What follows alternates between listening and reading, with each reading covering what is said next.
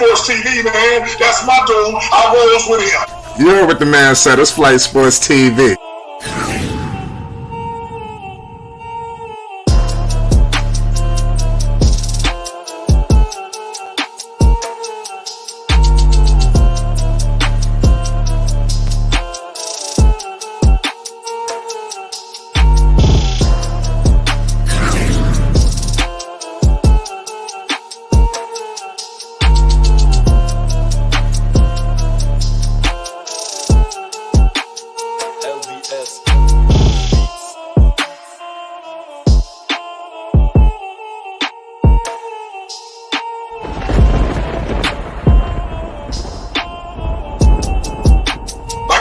Flight Sports TV, that's where it's at.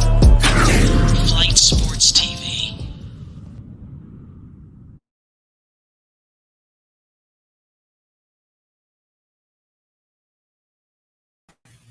What's going on, people? It's Flight Sports TV. I appreciate y'all for checking with me, man. I need everybody to hit that like button and most definitely hit that subscribe button.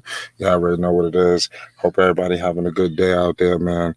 It's a wonderful day out here. It's Tuesday. Hope everybody had a good Tuesday night. So listen, man, I want to get into it right now. I want to talk about now why Lamelo Ball is a better player than, Lamelo Ball will be a better player than Luka Doncic. Yeah, he'll be a better player than Luka Doncic. And I'm gonna tell you why that Lamelo Ball can catch Luka as well. Because Lamelo Ball is already at 15 points per game. If we go back to Luka's first year with Dallas, you know, Luka was exceptional. You understand? I'm talking about 21. You understand? Then he went up to 28. And then he just averaged 27 points per game.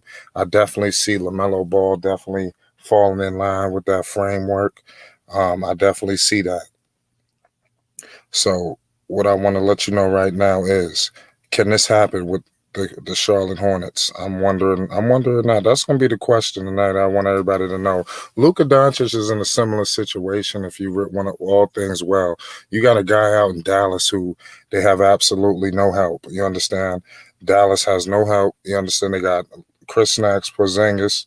You understand? That hasn't been working out. If you go back to Charlotte, things are not working out with Charlotte as well. You understand? It's not. I wouldn't say it's not working out. I just don't think that is a similar in terms of the organization. Michael Jordan, he hasn't figured things out. So it's going to be interesting to see what team kind of could further their organization. What point guard is going to move their organization forward the most? Bad Binyana says Luka is my favorite for MVP. Luka damn near should have won an MVP. He got robbed anyway. Luka should have been MVP. That's a travesty. Shout out to Josh Jackson. Who else in here? My man Dana. Shout out to Dana Gatlin. Dex, what's the deal? What's up with it? Shout out to Flight Sports TV. Shout out to the chat. Shout out to you, man. What you doing out there, man? You moving and grooving? Yeah, I'm just in a bad area, so I don't even know how long I'm gonna keep up the reception, but we're gonna give it a go. Okay. What's good, Ray? Hey, Dex. Yes. Just want to let you know when Flight went online, when Hope went on. Yeah. What I want to say is shout out my man Dex. What do you think do you think Lamelo Ball can catch Luka Doncic?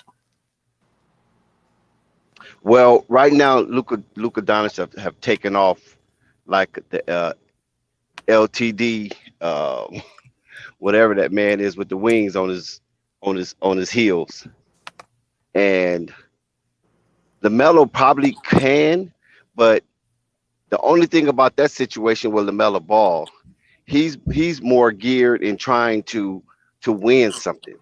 I don't think LaMelo Ball is really focused on padding the stat sheets. He already showed that he can do what he do because he had set a record before the All-Star break last year that held up for 66 years as a rookie. So that right there put him in the class of greatness. Luca having so much control over the team, I don't know if LaMelo Ball would have exactly that much control because Luca doesn't have a Terry Rozier. Luca doesn't have a Gordon Hayward. Hmm. So having that as an arsenal to help you succeed into extending your season, which is called the playoffs, it's going to be very difficult for LaMelo Ball to put up those monstrous numbers as Luca has done so far.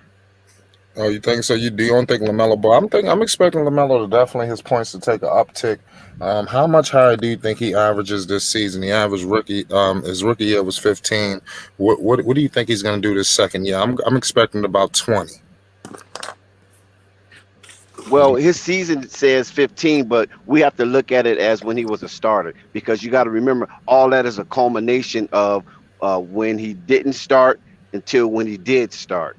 And then when he came off of injury and things of that nature. But as a healthy Melo Ball, you're going to get at least 20. I'm saying at least 23, 7, and 6. Yeah, that's the numbers you think? What's good, Unstoppable? What up? We got Unstoppable in the building. Athletic, what's up? What's up with it? What's going on? Rave, what you think, man? You think LaMelo Ball can catch Luka Doncic? Do you think they'll be on the same level? Sandra Lang says 24 points per game next season. What you think, Rave? I think it's What's up, bro? I think it's What's very good? quick. Hello? Yeah, you good? Yeah, I think it's very quick to make our decisions. But LaMelo definitely has the tangibles to do it, and I feel like he has the chance to do it. The fact that LaMelo is still super young. I forgot. I don't know what age Luka Doncic is, but LaMelo's super young, and he got a long part of his career still. The way that LaMelo is headed, it is the correct path in order for him to either catch up with Luca or be on the same level as Luca. As of right now, they're not the same because Luca is he's worked his way to an all-star. Actually, matter of fact, named their actually superstar. If you're honest with you, and LaMelo is going to be a superstar, but that ain't happening yet. Not a superstar as we speak, but that is definitely in the future. LaMelo won Rookie of the Year, but they already looking at Luca as a possible MVP. So it can't be at the same level. And if you think that LaMelo is at Luca's level right now, specifically, not that he doesn't have the opportunity to be, you're just hyping it up with LaMelo, and you're just being biased. I think if we're being fair, Luca has worked his way to almost talk about of MVP, and not that LaMelo can't be there as well. Right. I think so, man. I'm with you, Rave. Good point, man. Unstoppable. What you think? Yeah, I feel like LaMelo can pass him up. That's it. That's if he want to be a little bit more selfish and don't get that team involved.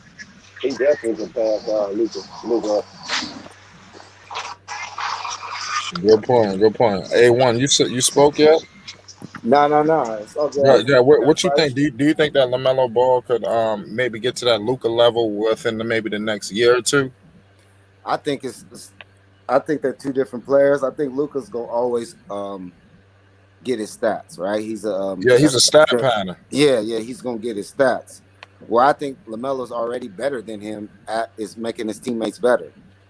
So with that being said, it's what do you want? You want a stat pattern or a guy that's gonna give you 20 and give you possibly 10, 11, 12, 13 assists. You know what I'm saying? But like hitting guys in the pocket, hitting guys in rhythm, the long pass, all that stuff, getting your teammates involved. It's two different players. Luka's a pick and roll. If it ain't there for me, you got about 8 seconds to shoot, 5 seconds to shoot because I'm going to pass it to you live. You know what I mean? So, I don't know. It's two different players. But your question being said, of course, yeah. I think he can catch him. but those numbers are ridiculous. So we can't say he's gonna catch him numbers wise, but as far as impact, yeah, he's gonna catch him. Yeah, Flight. what's good? A quick question. We don't, I think I don't know if I heard you right or not, but if you say you think Luka doesn't have a good team, What?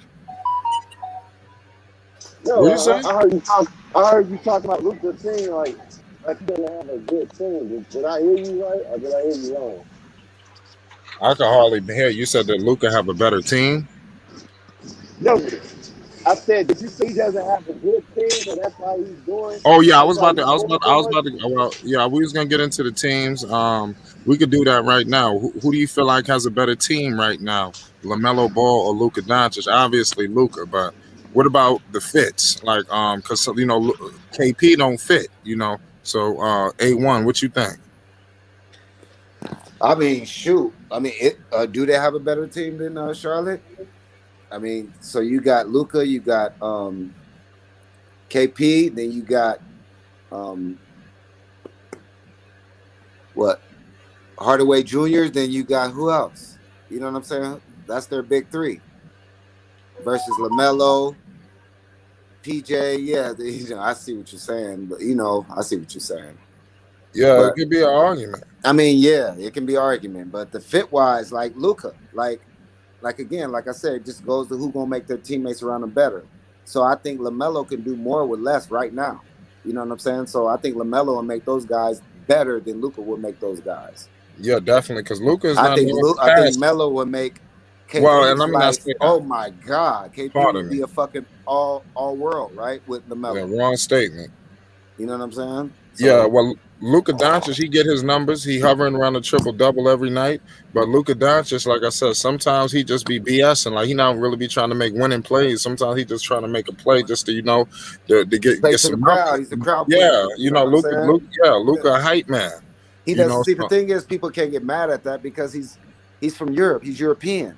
You know what I'm saying? He's not here to really like. He's here to entertain. So it's like a different mindset. You know what I mean? I think. You know what I mean? I think as Luka, because he's only 22, he's a baby. So as he gets older, 25, 26, and he starts realizing what everything's about, I think that's when he'll turn as far as championship, kind of dial it down and make everybody else around him. yeah, well, everybody get in the chat right now. Let me know your thoughts, man. Who you think has a better team? Who you think will utilize their teams better, Lamelo or Luka? Let me know. It's an argument. There's one thing. There's one thing I'm gonna say about Luca though that I've noticed about what he does though, and I think Athletic said, him saying talking about him being like entertainment. I really feel like Luca likes to play the victim, but then at the same time he'll start like the fight. For example, like he's a little cocky. You know what I'm saying? Like there's a little cockiness to him. I noticed that. And then like let's say you're in his face or you like bumped him the wrong way, he be looking at the refs like, like, hey, look at this dude, he tripping. But I'm like, bro, wait, Luca, you just you just finished showboating. You get what I'm saying? Like you don't play the victim now. I don't know, it's just a little cockiness about this guy though. It's something about him. Yeah, definitely. What was you about to say, Dax? I was about to say I don't know if Dallas is actually a better team than the Hornets. I think they was coached better, and because Rick Carlisle is Rick Carlisle, as far as I'm saying, and I think that the cohesiveness of the Dallas Mavericks was on a whole nother level compared to the cohesiveness for the Charlotte Hornets last year. Because as Melo was making his breakthrough, you had some of the players wasn't actually accepting that breakthrough. Whatever who's making that noise in the background, they might need to mute their mic because I'm hearing it real loud. Yeah, Melo was coming to make his breakthrough. A lot of his teammates wasn't accepting that breakthrough, and you can actually see if you have an eye for basketball, you can see it was kind of fractional there. Melo played through it, of course. Terry Rozier played through it, of course. But there was, some stuff going on there. So if all that is gone and that team comes together and play for, one another, then I really think they could be better than the Dallas Mavericks. But the only thing that will differentiate Melo from Luca is that Melo has to share scoring duties. Luca really doesn't have to share scoring duties. Right. Luca got the greenest light of all greenest light. His light is greener than LeBron James. Okay, He could do whatever he wants. whenever he wants, he can do whatever he wants, whenever he wants. And I think LaMelo Ball has to be in a little more controlled environment because of the structure of the Hornets with Gordon Hayward and Terry Rozier, both being max players. So it's a little difference there. And I don't think there's no max players on the Dallas Mavericks except Luka. Well, Porzingis is trying to get that. Jason Kidd's gonna have to come in and sit those dudes down and be like, "Hey, we've gone to the first round with you doing it your way. Now we got to be able to go to the conference, the second round by getting KP." But the dude put up 20 and 9 on some bullshit. Like he still put up 20 and 9. Right, so if you get the dude involved, he's gonna give you 28 and 15, 28 and 12. And One thing about Porzingis, you win 7 more games. You know what I'm We're saying? gonna get Porzingis. That's a whole nother story. Keep going. My bad. Go ahead, Dex. What you think about Porzingis? because one thing about Porzingis, when he's on his game, he's unstoppable.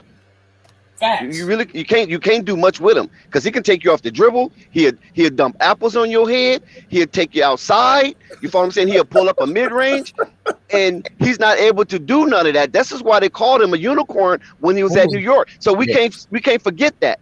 Right. When was the last time that happened? He had a point guard. He was in New York.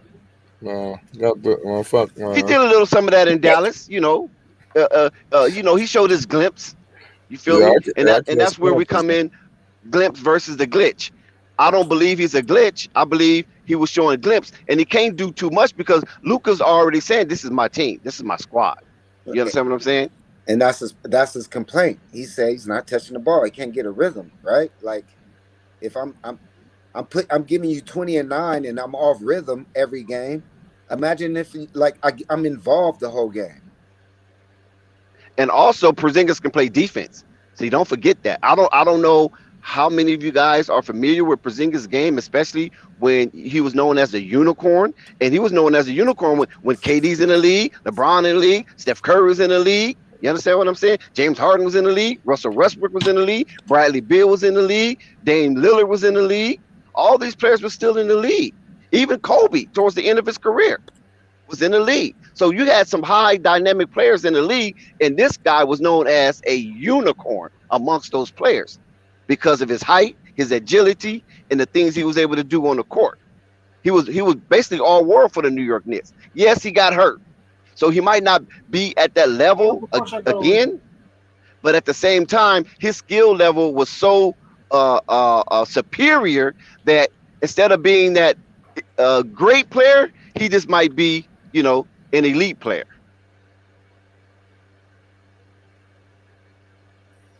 Yeah, man, I'm with you, man. What you think unstoppable? I think Dallas is better, but not by much. Only for the simple fact that Luka not utilizing his teammates right, because he's stat pattern. So that's my take. But it's like I said, not about much. So, what do you guys think about the coaching? Obviously Jason Kidd, we know he's whatever he did as an assistant. I ain't even gonna count that. No disrespect to assistants out there all over the world. But He's been to a couple of finals with the New Jersey Nets. No, I ain't talking. Listen, I ain't questioning my man Jay Kidd. I ain't gonna do that. You understand? Shout out to Jay Kidd. But as a player, beast. I was growing up them days. What was that? 01? Where they went? What was the years they went? Was it 01 and Yeah, 02? yeah, that was like, I don't know. That was Yeah, I remember. Yo, they I remember had sitting in the living room with my father watching the NBA fight. Yo, I think 01 was AI. yeah, that was AI and Kobe. Yeah, okay. Then 02 was that the Nets? I don't know. We gotta double check this. When was the Nets Shaq and them winning? won 3 in a row. So I don't The know. Nets Yeah. went back to back. That's what I'm Yeah, saying. that's What year 2 in a was row. those? Somebody let us know in the chat. The The 2 it years. was 2002 and 2003. I think it was. That was a hell of a run that the Nets was on, man. Yo, So J Kobe Kidd, and they them had won it K from Mo. 2000 to 2002. Yeah. I ain't tweaking. I ain't tripping on J Kidd as a player. I'm talking about as a coach. Let's go back to what he did with Giannis and them. You know, he didn't really get Giannis over. He did develop Giannis, but he didn't really get the team right. You know, but what happened in Brooklyn? You know, this dude basically lost his job in a year. You understand? Yo, Yeah, that was weird. so we gotta Well, address this. We gotta address No, that. I ain't really trying to do all that. You But gonna I talk mean, about I shout out. But all jokes aside, man, shout out to everybody, man. I fuck with talk about everybody, Porzingis. man. Talk about Porzingis. Oh yeah, God, let's talk Oh about yeah, Porzingis. I want to address the elephant in you. Oh yeah, what'd you say? Like, I want to talk to you about Porzingis. Say that. Oh, okay, say that one more time.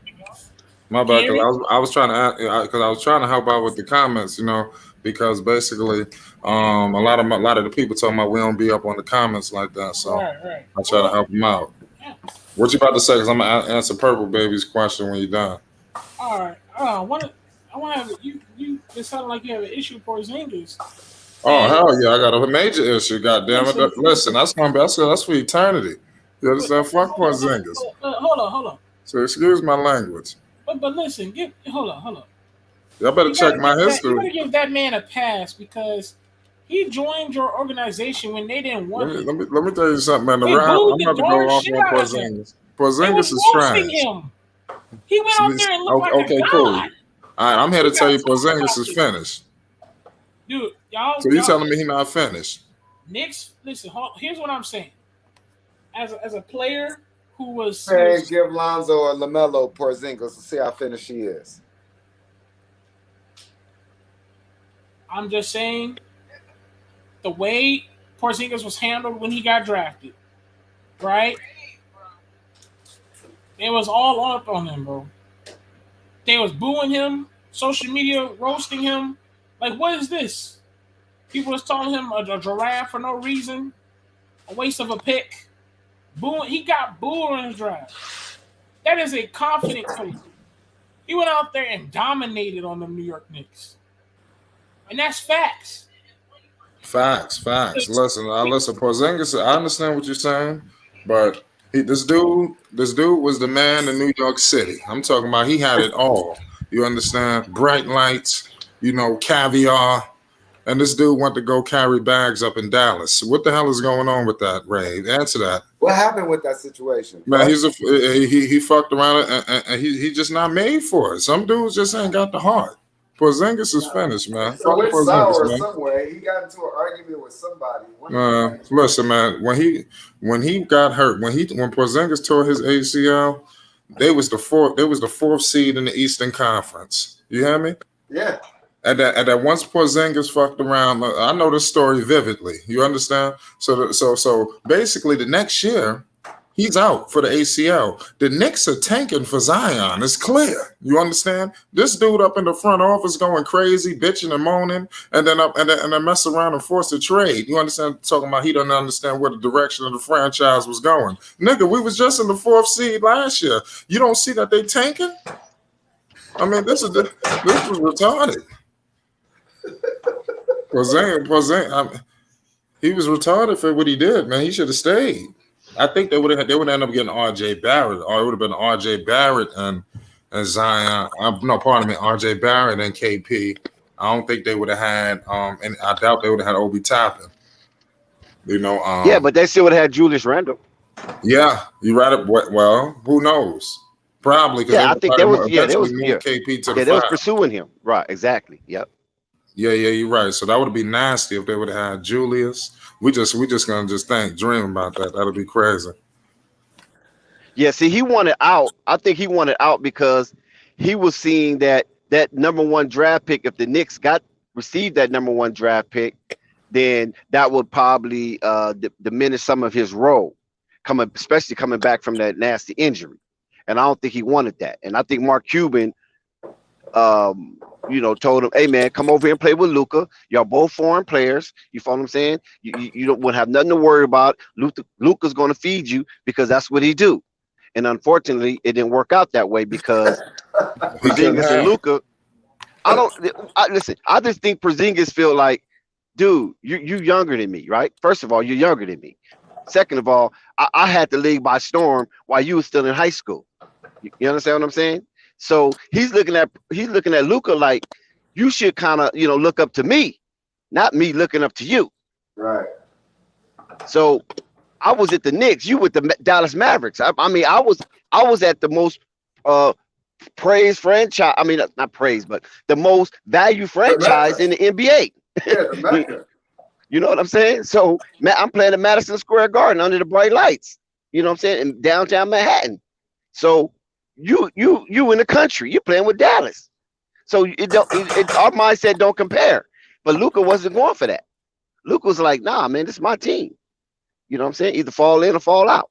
And that's why I think part of the reason why Carlisle's out.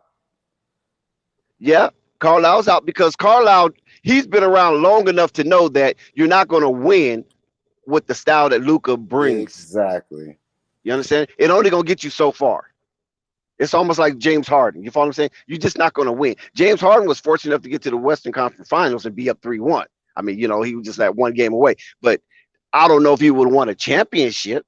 Hey, bro, you know not to get off topic, go look at his 5-on-5. Look what he did to those dudes, bro. He's on a whole nother planet right now, man. Yeah, man, that's definitely. What you think, Ray? Who you think got the better coach between Borrego and Kidd? Who's the better coach? They both had their struggles. I don't know what. I mean, that's a. What you Borrego, think? come on, man. We have to be honest. What has Borrego done? He ain't Nothing. 40% of his games yet. So we can't put him on the same level as Jason Kidd. We have to be honest. He ain't won 40% of his games yet. I think he's at like 36%. You know what I mean? So come on, man. And plus, yeah. Jason Kidd had two coaching jobs. He had the Brooklyn Nets and he had the Milwaukee Bucks. Who And has I think the he most took both potential? teams to the playoffs, right? Who got the most potential? What you mean potential? Like who you think can impact their team better the most? Like, who you think? Jason Kidd. You think? Borrego's not impacting the Charlotte Hornets. James Borrego is not Kidd impacting didn't him. have that much good success as a coach. He went to the playoffs twice. What do you mean? And he went to a playoff with one of the oldest team in the NBA at the time. No, I ain't talking about. No. Listen, I ain't talking about as an assistant. I know that counts too, but I'm talking about as a head coach. The Brooklyn Nets, he was the head coach, wasn't he? Yes, he's the head coach. Yeah, but he didn't go to the finals. He didn't what? They didn't go to the finals. Yes, they did. They went to the playoffs. They went to the playoffs. Oh, okay. I'm gonna say you said the finals. Remember, they went to the playoffs. They got eliminated in the first round. Okay. Yeah, they did make the. Did they make? Yeah, they did. They had Joe Johnson at the time, right? Right. Yeah. Not D Rose. They had Darren. Yeah, D Will. Exactly. They had D Will. You talking about Jason Kidd? Yeah, I'm talking about as a coach. Jason Kidd didn't coach Brooklyn. He coached New Jersey, and they went to the finals, man. No, he coached Brooklyn. Man, they went to the finals. You better look at Jason Kidd's record. Jason Kidd went to the finals. As a player, New Jersey Nets, he went to the finals. Oh, yeah, you're right. He was not Brooklyn. Brooklyn, he was just a coach. You're right. Yeah. You're right. Yeah, Brooklyn was just a coach. Who's the head coach in those squads? At that time, it was Byron Scott. Byron Scott. That's who I got it mixed up. Byron Scott took him to the finals. Right. Yeah. What team do you think has the more likely chance to advance, like in the first round? Like, do you think the Hornets or the Mavericks? I know it's two different conferences, but which team is more likely, to head to that second round? Luka been, down and out. The Hornets. If the Hornets if you just choosing them, far as that's a lot who's of going to team. advance. Yeah. Basically, though, I say the Hornets have at least 55% chance to advance over the Dallas Mavericks 45% chance of advancing, because that style you're not going to advance. And then you have a center, you follow what I'm saying, who has a major skill bag that's not going along with the flow. So he's playing half-hearted. He's not giving it his all. It's The obvious when you playbook's look out on them, at Dex. their center. That's a lot of teams they would have to play against too. Like you got, who depending if the Hornets did make the playoffs, who would they be playing? They'll be maybe Brooklyn, maybe in that if they finish 7th or 8th. I think the Hornets get into the playoffs. They'll probably get in at a 7th seed. I don't think they'll be the bottom 8. I think they get into 7th seed. They'll win the playoff the play-in game. They win that. They get to the 7th seed, and then whoever gets to the 8th seed, and they'll probably play maybe Philly or the Bucks. I think Brooklyn's going to be the number 1 seed. Oh yeah, because everybody's either going to be Philly. It's either going to be Philly or the Bucks, number 2, and then you got a toss up for number 3 and 4. But I think Brooklyn's going to come with vengeance. So the Charlotte Hornets going to have to play hard as heck to avoid that first round matchup with Brooklyn, because that'll be an onslaught. What you think, A1?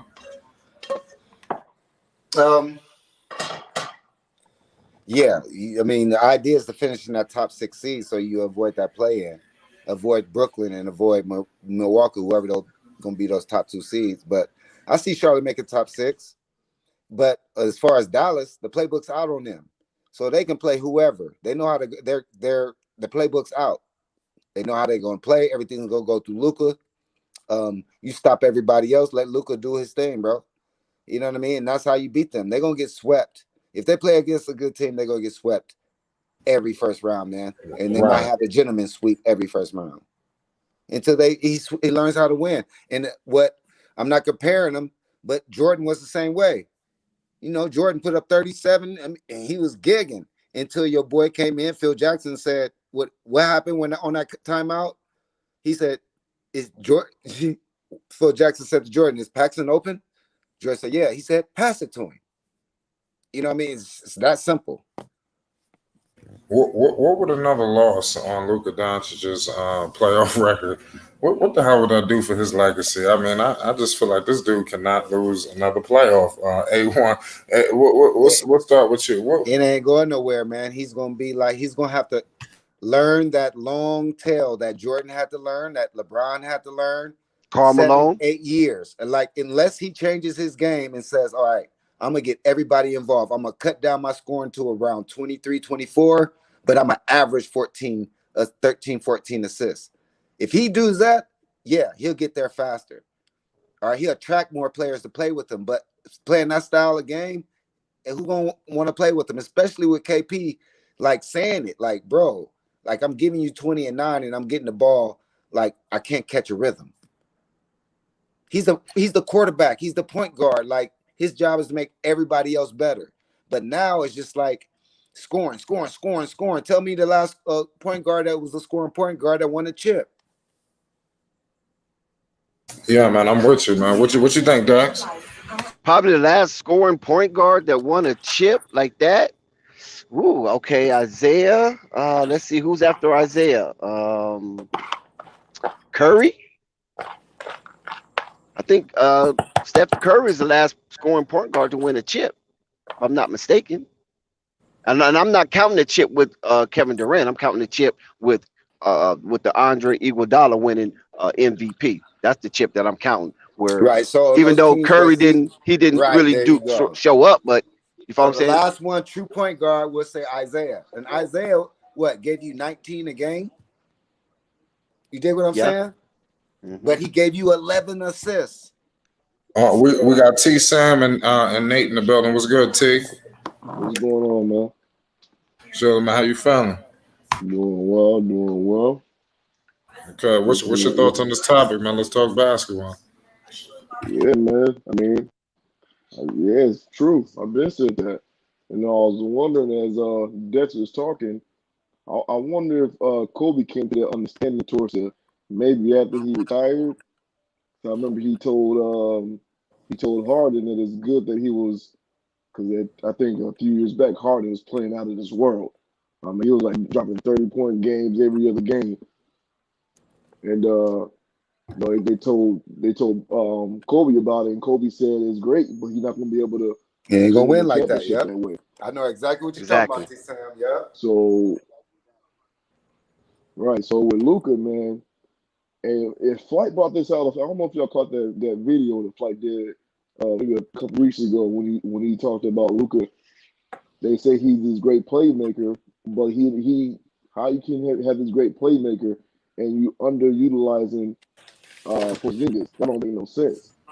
I mean, Porzingis is basically your missing link to them making it further in the playoffs and even possible to the conference finals. Like, how can you have that and not be using it right? You know what I'm saying? So that shows something about his leadership and his character. If he's not willing to, like, because you know what I mean, as being men, you cannot like somebody, but when it comes to get the job done, you can get the job done. You know what I mean? You may not be friends off the court, but when you step on the court or whatever you're doing, you get the job done. You know what I'm saying? No matter who you're working with, if you don't like them, you know what I mean? That's beside the fact. So that's a big glaring thing that I see in Luka's game, man. If he can't get over that, I don't know if it's pride or what it is, but if he can't get over that, then it's not going to happen.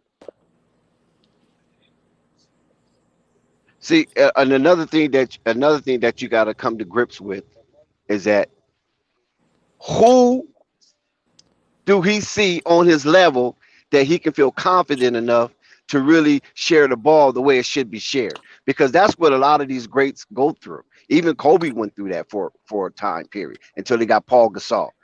So Harden tried to bring in Chris Paul. He tried to bring in Russell Westbrook, even though it didn't work out. But it damn near worked out with Chris Paul, though. He was one game away to Hey, going before to you that go on, we championship gotta game. stop. We gotta stop leaving Lamar Odom out of that when we talk about those teams.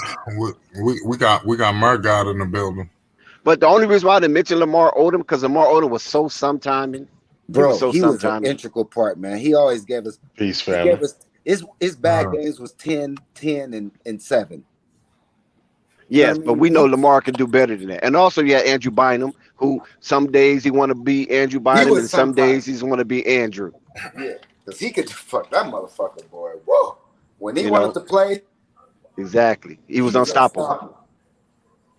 So reason why I say Gasol because Gasol was Hey, so- consistent. Gasol was ready. He was ready to win, and he was ready to do what it needs to be done to win. Because he took a bunch of Kobe Bryant's tirades and a bunch of Kobe Bryant's berating him in order for him to get into that mindset to win.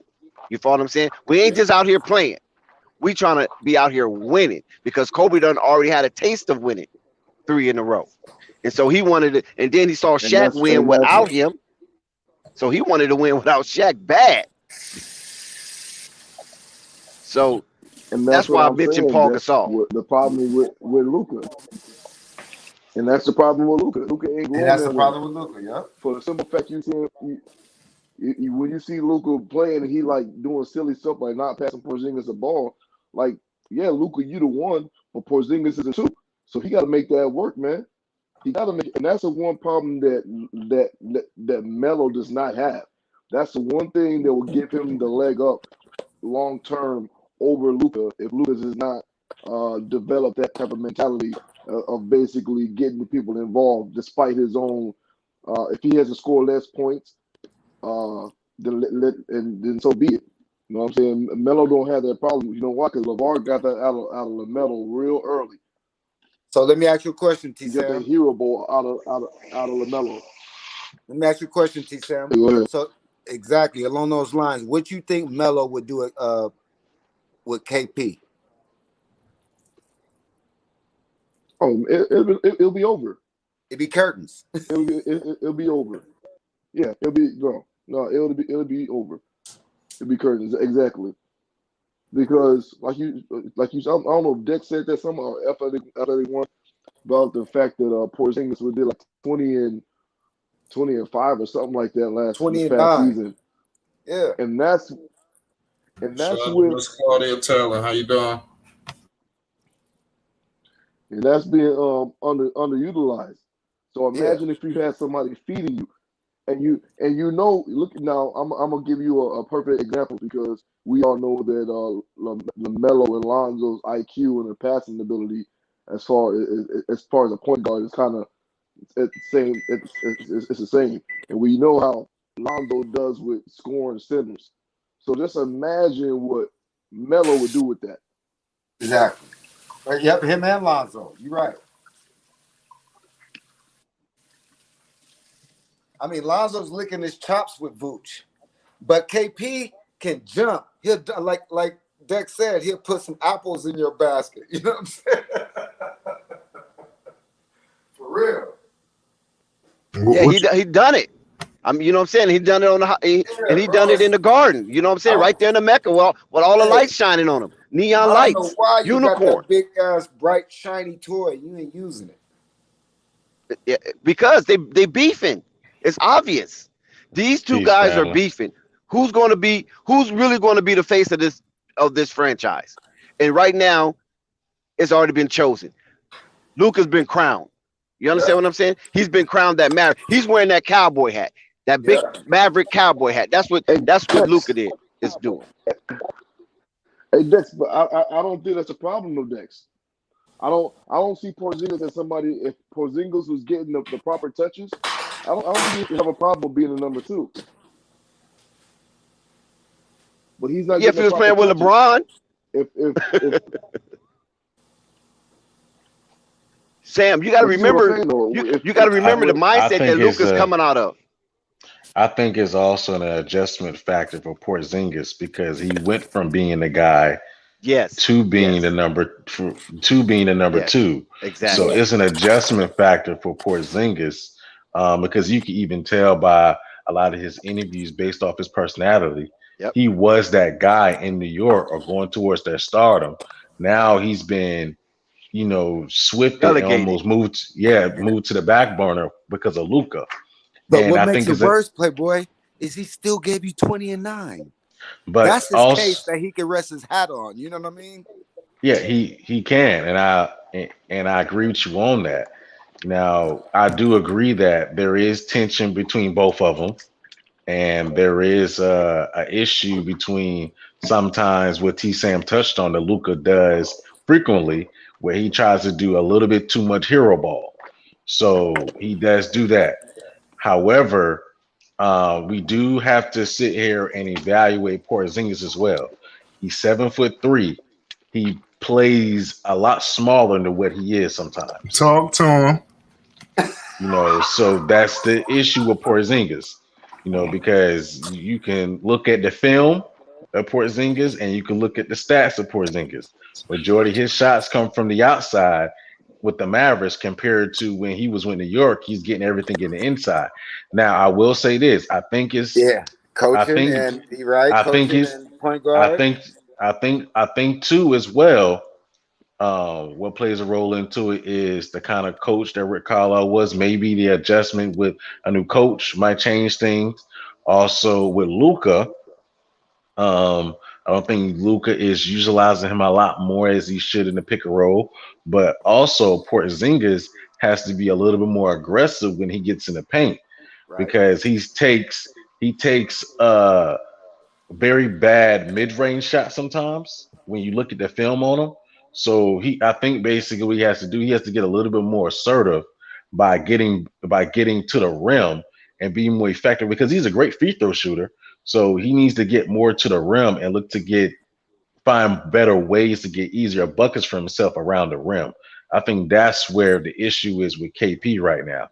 He needs to find more better ways to get to the rim opposed to settling for mid-range shots that are not very effective for him right now.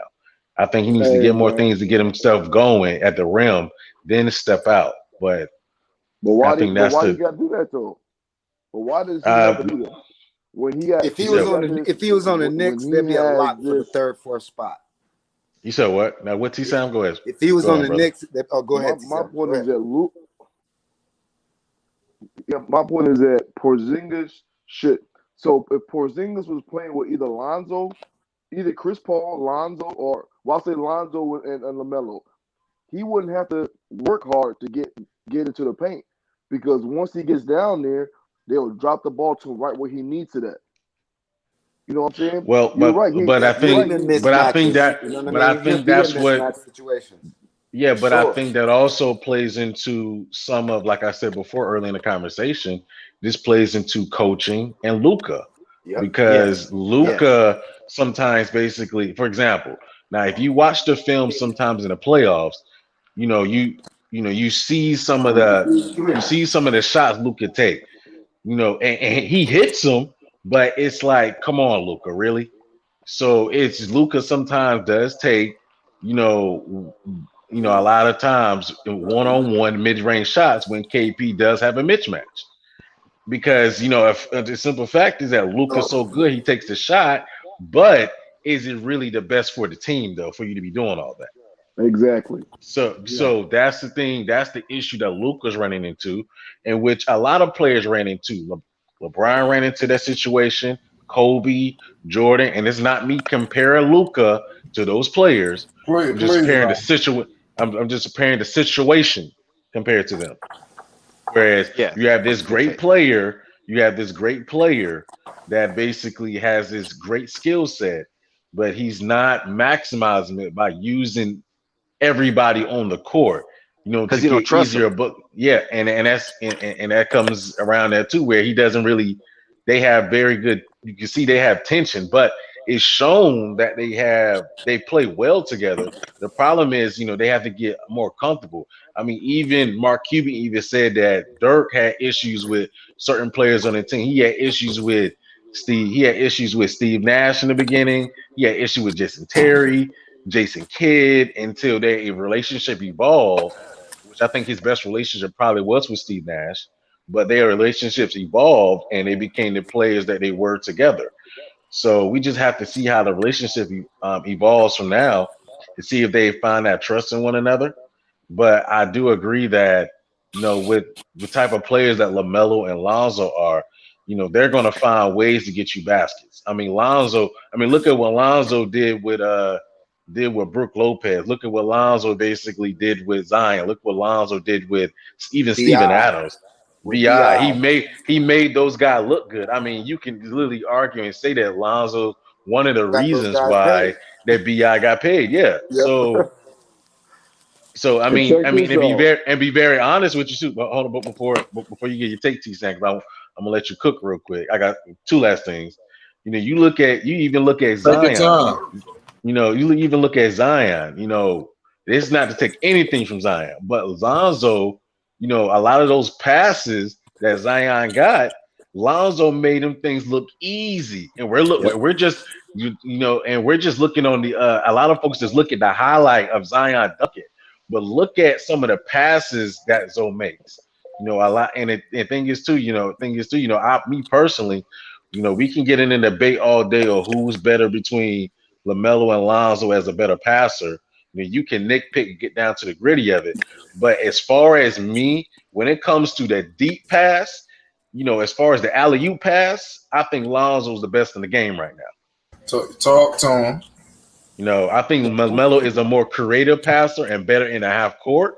But when it comes to the alley oop and it comes to that deep pass, the outlet pass, there's nobody better in the game than Lonzo. He bring it to the game. He bring it back to the game. You Yeah, I see agree. everybody So trying to do so it. and that's just me on that. But my last thing is I want to say before T Sam Cook, I want to get a shout out to Flight Sports TV. Everybody subscribe to the channel. Everybody check it out. Please make sure you like the video and everything. Share the video, like the video, comment, do all of that. So let's give a shout out to Flight Sports TV and thank you for having me on the platform. You go Man, to Cook, T Sam. shout out to my guy, man. You welcome anytime. 777. Yeah, shout out to Murdoch, man. Yeah, wonderful points, man. And that point about Alonzo, don't those alleys, man. I don't think nobody's seen that recently in the last, I'll say, since Alonzo been in the league. Ain't nobody been throwing alleys like that. They've been throwing passes, but not no full court lobs. That's crazy.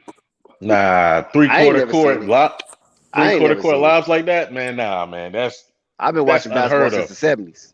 I mean, That's unheard of. Wait On until he gets his hands on that speedster, Zach Levine and DeMar and Williams. Yo, Come yo, on, Man, Yo, Hey, listen, you listen. know, I no, you will know man, who's it's listen. gonna coming be to a Hold on mind? real joke, quick. bro. It's I gonna will be a go on joke. a limb. Zach LaVine is probably one of the fastest players. He's probably top 5 fastest player in this league. His quick twitch is unreal, man. Man, It's he unreal, listen. man. He be flying up that court, man. Man, It's unreal. His and the thing is that he even still came off an injury. His first step even it looks even better. It looked like he never even lost a step. man, his quick twitch is crazy, man. Man, Zach But LaVine, his athletic ability is ridiculous, man. yep. And to tie that in is that he's a great scorer and a shooter. Mm-hmm. Catch and It's shoot, ridiculous, man. everything. Hey, you Man, know, 47% from catch and so you shoot. know So that's who's doing oh those just lives? laying no, on no, him, man. That's crazy. A1. Hey, I can't let you get away with that A1. Can't let you get away. It's not 47. Can't let you get away with that A1. It's 49. Damn. Catch and shoot? Catch and shoot 49. Damn. It's ridiculous, man. Go to you cook know T Sam. who's doing those lobs? Who? Bron and what's his dude, man? Wade. LeBron and Wade was doing the full court lobs. If you go back and look at them when they was playing with the Miami Heat, they was doing it a lot. You said full court though? I would say half court. I wouldn't say Yeah, go full. back. Now go Yeah, I back mean and they go, did bro. some. I think they did. They did a few. They did a few. I think they did a few because you are correct in that T Sam. I have saw some clips of them doing that. Highlights doing that. I just think when it comes to on a consistent basis, I don't think no one does it like Lonzo. Almost definitely. No one does it like Lonzo. When it comes to the outlet pass or the alley oop pass, Lonzo is ridiculous with it. There's no one in the game, from my perspective, that It's just competes with him. That if competes with they him just on that. get when they get the fucking rebound and they give it to him, it's tempo. Because he's gonna be looking to run. So it's gonna be Vooch taking out the ball and Zach and DeMar shooting down those fucking lanes, man. Just watch down the two Listen, all I gotta sidelines, say is, man, right to the fucking rim, man. all I gotta It'll be a say is, joke. all I gotta say is, man, this right here: Zach LaVine, Patrick Williams, DeMar DeRozan, uh, Derrick Derrick Jones Jones Jr., Jr. Derrick Jones Jr., Troy Brown Jr., Yeah. Alex Caruso. Then you got the players they got. You got Alize Johnson. You got Stanley Johnson. They even got Troy Baxter Jr., who's an athletic freak. Well, mind you, he's Shout out six. Hoop Jogging. My bad, my You guy. know, so you got all these athletes on the team, right? And then you got Lonzo, who's the best outlet passer, who we now going to possibly be able to see get more creative in the half court. So it's gonna be a movie, with Yeah, the it's gonna be Chicago fun. Bulls. It's going to be fun to be able to watch that because we're going to be able to see the potential of Lonzo. And I think Lonzo to me is going to be top 5 in assists. It would not surprise me if Lonzo has averages, between 10 11 assists this season because of the fact that he has the players around him to be able to do that with. And let's say basically the defensive team does get back and they get to the paint to where Lonzo other players can't get there. Vucevic is trailing and Vucevic shoots, Bang a bang, great baby. Exactly. Vucevic shoots, a great percentage on threes at a high clip. He could easily be the trailer 3 guy and hit it. He's shown to Yep. be able to do that. Yes. Yep. Yes. So that's the frustrating thing, man. I read the Hey, ESPN article today, and they got him 40 and 42, finishing 8th in the East. That's disrespectful. It's let me tell you disrespectful. this though. Now, be real. You know who teams? I'm gonna tell you right now. Who the Nets, who the Bucks, and the Sixers are paying attention to right now. They paying attention to the Bulls. So all the other narrative that these people saying that the Bulls ain't gonna be doing this, bro, guaranteed that the Nets, the Bucks, and the Sixers are paying close attention to the Bulls and what they got going on. Because if you really look at it, as far as on paper, that's their competition. All right, so it's a wild card out there right now, fellas. And I think it'll be a perfect fit for the New York Knicks if they get him. And that's John Wall. Huh? The New York Knicks.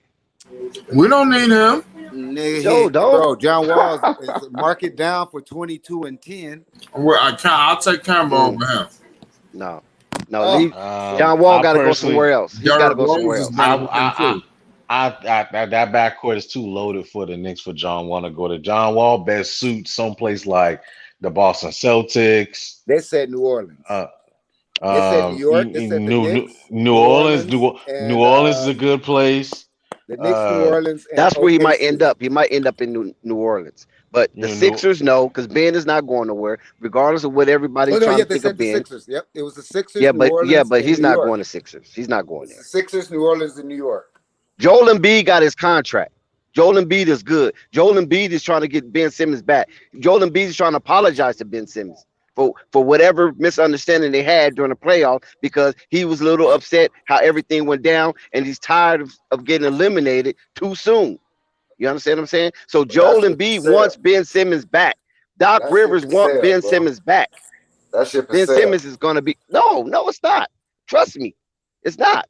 Bro, that It's not. dude said he Only way. Dude said he don't want nothing to do with them, man. He told. Listen, He told. I understand. Kobe said the same thing with the Lakers. Yeah, Kobe said the same thing with the Lakers. Remember, he demanded a trade. Oh, hey, we got to work out something, man. It always could be negotiated. The Sixers will not give up Ben Simmons, just like Dallas Mavericks will not give up you say Chris Kobe back. and Ben Simmons in the same breath. No, I'm just using that as a. Who Jordan said John Wall is done? You trying to cause controversy, A1, because I'm just using it as a scenario. I'm not comparing them as caliber players. I'm just using it as a max player demanding a trade, and Lakers like, just hold off, Kobe. You understand what I'm saying? He almost went to the Bulls, okay, but that's another story. Same kind of scenario with Ben Simmons. The Sixers know Ben Simmons is better with them than on another team. You understand what I'm saying? Nope. Yes, everybody was in their feelings because of what went down. But after the water calmed down, they see Ben Simmons' elite skill set. They're not trying to just let that go. And the same thing with the Dallas Mavericks. The Dallas Mavericks know Porzingis is better with them, despite the tension, is better with them than seeing him on another team. Mark Cuban's a basketball fan, okay? He's not going for that. You guys gonna have to work this out, man. you feel me? I mean, he basically told him that. That's what I'm saying. He basically told him that. He said, "Y'all gonna have to work this out." Shout out to Mark Cuban. He ain't no fool. Man, Mark Cuban basically said it. He said, "Y'all gonna have to work this out, man." Why do you think they was trying to get Lonzo over there? Yep. Over where? To Dallas? Dallas. Yeah, they were looking at him. That should have been their number one priority. Rumors. No. Lonzo don't need to be in Dallas. Wait a minute. He don't need to be there. No, Denver said that. Denver. Rumors. Hold on. Rumors come from somewhere. Okay. There's always a little smidgen of truth in rumors that come from somewhere. Yeah, I heard about that too, Sam. But the reason why they needed a point guard over there is somebody to jail Luca and Porzingis together, because they're having the same problem now of what the Pelicans are going to be faced with. Because I don't know if who's going to be the person in jails for the Pelicans this year, basically making sure that Zion gets his touches and make sure that BI stays satisfied and gets his touches. Zion's running point. You see what I'm saying? It's downhill Zion all day. Okay, look. We've seen the Pelicans, right? Did you see the Pelicans broadcasted their starting lineup? That's why John Wall might fit there better than anywhere else right now. Either there, Orlando wants John Wall, but Orlando already has. Orlando got 3 point guards right now. No, Orlando, not Atlanta. That's the spot. I mean, Orlando got 3 point guards. New Orleans is like the start. But see, John Wall is going to start. They might want to move somebody. Look, this is what they want to do in Orlando. John Wall. Listen. This is what they want to do in Orlando. They want to try to get John Wall, right? They want to try to get him because Orlando got tons of money. You feel me? Orlando and what's that other team? Oklahoma City. They got tons of money. But John Wall don't want to go to the Oklahoma City. John Wall don't want to go to Orlando because those in the rebuild state. That's basically being in Houston all over again. So the best fit for John Wall to see some type of upward mobility is go to the Pelicans. Because who they have starting? Devontae Graham and Nickeil Alexander-Walker? Because Kyrie Lewis is coming off the bench according to their projection of their starting lineup. So you don't think John Wall can come in and take a starting position over Devontae Graham and Nickeil Alexander-Walker? Most definitely. Of course. It's easy. Playing with B.I., Zion, and Valanciunas, and you add a John Wall, a seasoned vet. Yes, come on, man. Yeah, that's where he might end up going. I'm telling you, he might end up going there because if he can get the Pelicans into the playoffs, he's going to get the credit. Him and Valanciunas might share the credit. You know that, right? B.I. is not going to get the credit. Zion is really not going to get the credit. Hoop Jargon, what's good? Man, I had to hop on here, man. Y'all giving John Wall too much credit, man. Tell me about you in Texas, right? Tell me about my man. Tell me about him. Well, I'm from Texas. I live in LA, but listen, man, John Wall is a great talent. I'm not taking none of that away from that man. But at this stage of his career, being 30 years old, a career 30% shooter from three, bad shots, a worse version of yourself with the Achilles injury, you know, it's not his fault. But come on, bro. Like, it's funny. So when he went to the Rockets, everybody, you know, back home was like talking that shit because him and then Boogie came like, oh yeah, they're gonna rekindle the Kentucky connection. I'm like, no, both of them are done, and not done where you can't use them. I'm not saying that, but as far as you having a winning product, bro, those dudes are third, fourth, fifth options at this point in their career, man. It is what it is. Right. So again, a bad volume shooting point guard who was a fraction of what he used to be. Now I know his numbers are still intact, but if you watch John Wall play, come on, man. The Rockets were they happy to get rid of his ass. If he was that damn good, come on. Most definitely. It's a mutual parting. It's a mutual parting. Let's be real. Because the Rockets are definitely going younger, you know, because they got Jalen Green and everything. Man, so they want to get rid of so they're definitely gonna get rid of John some way, somehow. Yeah, because he's no good in this league. Again, a volume shooter who shoots a bad percentage. And he has the ball in his hand a lot. Like, there's not a lot of value in that kind of guy. Pardon me. Shout out Zay in the cash app. So Hoop Jargon. I definitely agree with you, Hoop Jargon. Hoop Jargon, you hit on something. So we can go back to the subject. Is that kind of what Luka's dealing with right now? Even though his percentages are higher, but is Luka dealing with what? Is he winning? Is he playing winning basketball? Like John Wall didn't play winning basketball. He got his team in the playoffs, about to eliminate the Clippers, which is, I think we all can understand, is a high level team. John Wall ain't got his team stiff in the playoffs in the East. So I mean, let's be real here. So yeah, Luka is playing at a way higher clip now. Does he have a lot to tighten up in his game? Of course. I mean, I don't think nobody on the panel gonna argue that. No, but, you know, we talking about a bigger player too. Luka's 6'6", and that matters. You know what I'm saying? John Wall about 6'3", so you can throw your body around and make more happen, and you can rebound at a higher clip having a bigger body. So, I'm not comparing them. What I'm saying is like, as far as the winning basketball aspect, like Luka's a high volume shooter, but he's shooting a higher percentage. But is that winning basketball in the long run? That's what I'm saying. Well, he's only year 3, so it's kind of hard to fully say. But I will say, if you compare him to John Wall, I mean, it ain't close about who has the higher clip. For sure, influence on a team for sure. I mean, because let's be honest, the Mavericks were dead in the water before they got Luka. They thought Dennis Smith Jr. was gonna be the next coming. They thought bringing in what's that bastard name? Tim Hardaway Jr., you know, he's supposed to be the guy, the next great wing, you know, since Michael Finley. Porzingis supposed to be the guy. So, you know, Luka came and changed that franchise around, man. I mean, John Wall ain't experienced nothing like that in a long time, bro. Hoop Jargon. But do you think that they're giving Luka too much freedom? Do I think who? They're giving Luka too much freedom? Perhaps. I think maybe less is more. I'm with that line thing. I don't think he's flawless. But I think he's the best thing that has seen in a Mavericks jersey since Dirk Nowitzki. I think that the panel can agree to that. He that guy. It's Luka or bust. It's nothing else. So I do think that, but could be more. But they got to put some better pieces around them. But check if they but check want out that. but check out but let's go with so check out Dirk though, right? Who was running the point guard when Dirk was over? I forgot. When Dirk was what? Who was his PG? When?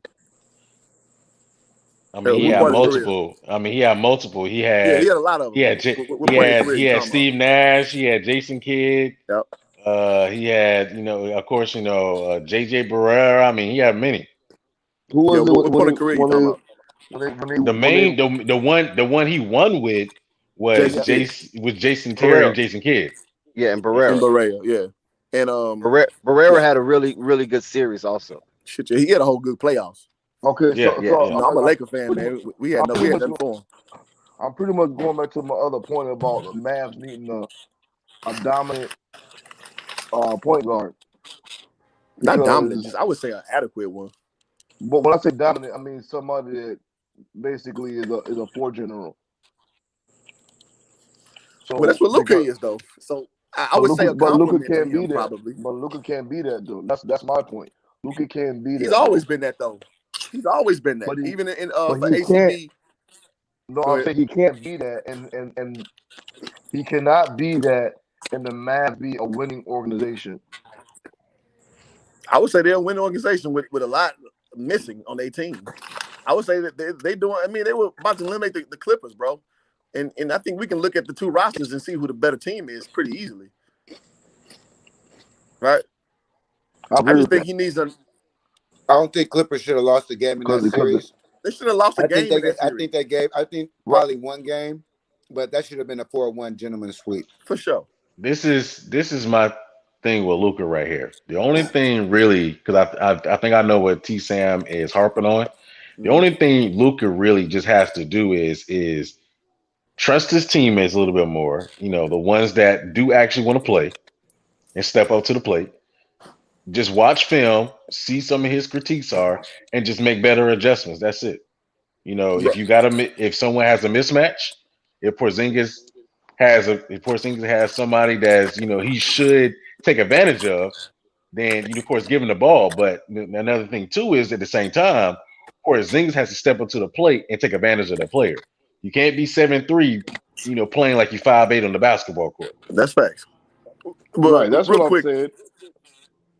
Bro, I'm gonna name this roster: Moses Brown, Sterling Brown, Jalen Brunson, Reggie Bullock, Trey Burke, Willie Cauley-Stein, Trash, Dorian Finney-Smith, Josh Green, Tim Hardaway Jr., Farron Hunt, Kalik Jones, Maxi Kleber, Boran Marika, whatever his last name is. Come on now, let's be for real. That's not Luka playing fault, with though. nobody. But that's not Luka fault. But that's not Luka fault. That's Mark Cuban fault. That might be. Yeah, it's somebody's fault because they should be able to get somebody to play there with Luka. But what's going on with Chris Porzingis, man? Let's get to him. That's what we're talking about. He thought he was a man. He not. He's trash. We gotta stop this narrative. He's not trash. No, he's not trash. He thought he was a man. He's not. He's a number 3. Chris Nash. He forced his way out. He forced his way out. He got that Knicks. He has to realize. Chris Nash's problem is he has to realize that he's a number 3, number 4 options on a championship team, and number 2 option on a bad team. That's it. I agree with that. All right. Well, will we ever see the New York version of Porzingis ever again? Hoop jogger, what's up? Probably not, man. It's over. No, here's a deal with these big dudes, and I like Porzingis. I said off the rip he was gonna be good. I was hoping the Lakers drafted him over Julius Randle. I want to say that year is who we picked.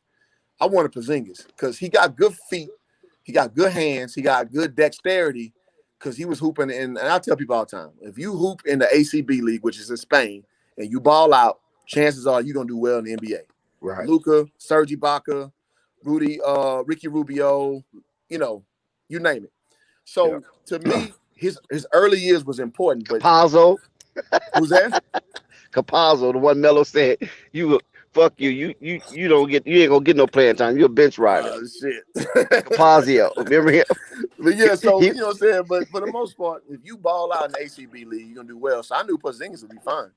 Now the problem is with dudes who built like him is their Rocco. feet gonna give out on him. So I think his best years were behind him, man. Because with that frame, it's just hard for your body to keep up, man, with that build. And so I just don't think he ever gonna get back to that Knicks form, man. Listen. This is a situation when you just put yourself in this headspace, Hoop, because I don't know. Have you ever been in that headspace before with a teammate? I don't know. You have never shared that story with us, but just put yourself in a situation where you coming from the Mecca. Think about this. Mhm. You're coming from the Mecca. You're healed. You've been promised this is going to be your team. Come over here. He wouldn't have never probably came over to Dallas thinking that a young kid is going to rule the team over him. Oh yeah, for sure.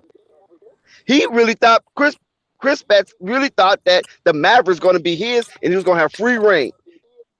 Unfortunately, it didn't turn out that way. Man, he thought he was gave you gonna be 20, dirt. bro, guys. He gave you 20 and 9 on some bullshit, on some not in rhythm, on some get the ball with 4 seconds left on the shot clock.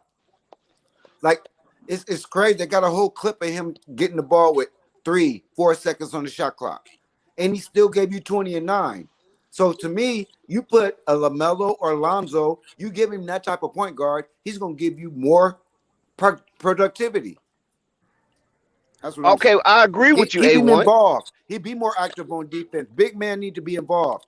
But If we he can't has gloss 3 over more the good fact. years left, you use the fuck out of those 3 years. Excuse my But language. A1 and Hoop, we can't gloss over the fact that this man actually thought he was going to be the franchise. He really thought that. You did. So that kind of screwed him up in the head. And now you got Luca not sharing the way he should be sharing with the caliber player that he is. So I don't think Chris Betts is really giving it his all day. I mean, in and out. You know what I'm saying? He's not giving his all day in and day out. He can't stay healthy though. I mean, and then the 20, he put 20 and 9. That's facts. But in the playoffs, he put up 13 and 5. So I mean, He wasn't involved. When it's teeth cutting time. I mean, he can't wasn't step in there. I involved. like We Porzingis. saw the playoffs. We saw it. He Yeah, wasn't I like involved. Porzingis. I do. And he was but shooting some bullshit jumpers, so you're right. Yeah. He was. Facts is facts. I mean, I'm not hating on the dude. I like him. I do Yeah. like him. You know what I'm saying? But it is what it is. I mean, at some point, that's why I be on Lonzo.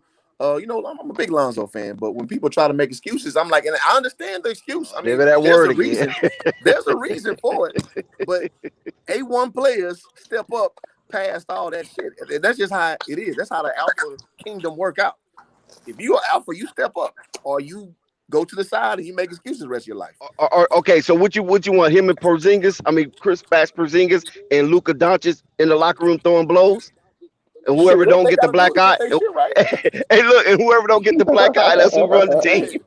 Jordan did it. Jordan did it. Shaq did it. Yeah, I mean, you know what I'm saying? You gotta Shaq do went what to you a couple of gotta do, places to slap people.